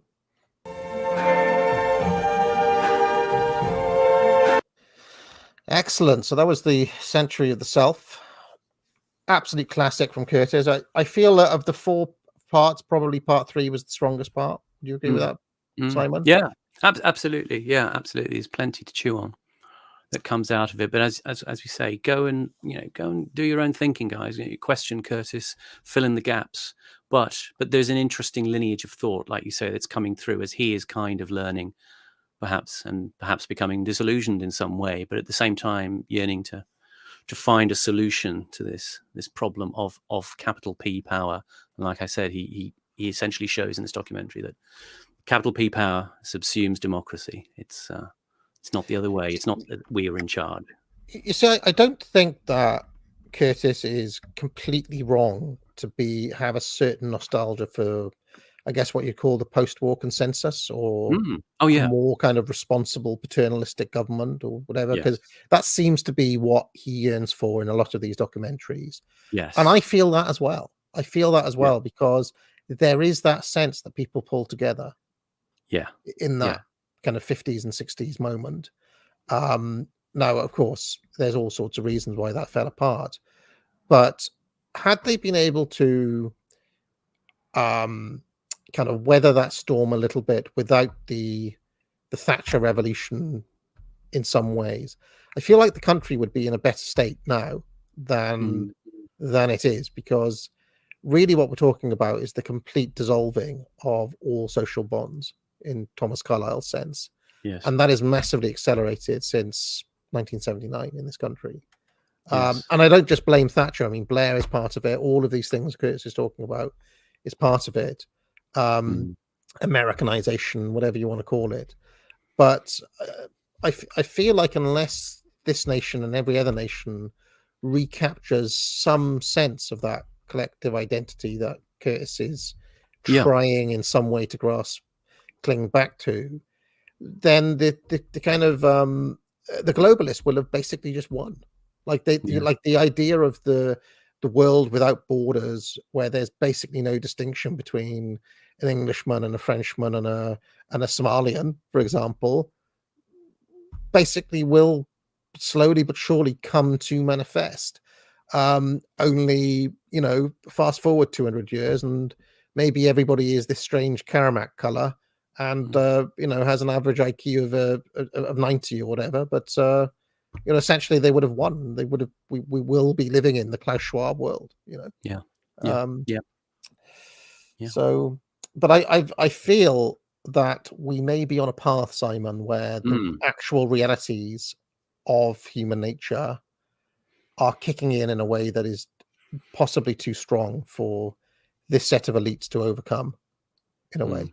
I mean, the very fact that Starmer is meeting with a figure like Giorgia Meloni, described as a fascist in the press, and is actually being barracked by Diane Abbott, of all people, is criticizing Starmer for meeting with fascist Meloni, is probably a sign of where things are going.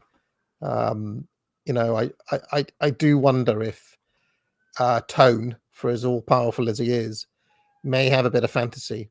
That set of elites may be in a fantasy world if they believe they can complete their plans uninterrupted. They're trying, but I feel like they're on borrowed time already, to be honest. I think it's a fracture that always goes to the heart of leftist or progressivist utopian thinking. They just are unable to acknowledge the element of their own inner reaction, which they, again, going all the way back to that hauntological idea which Curtis talks about, that wistfulness for that past that promised a future, as you say, the post-war consensus, that ability to be collective and yet be individual. It's something that they can't, it's taboo on the left to talk about. Well, we don't want to say or think like that because that's how the conservatives think. We mustn't be seen to, they cannot, it's their own self-image, their own face saving. That's the confliction. I think that a lot of them suffer. They're unable to sort of see that, yes, there are elements of the past which are great. You don't have to upend everything, but Curtis is kind of a bit trapped, and he agonizes about this, being sort of unable to think, we can't possibly go back there, so we must go somewhere else, but we don't know where it is.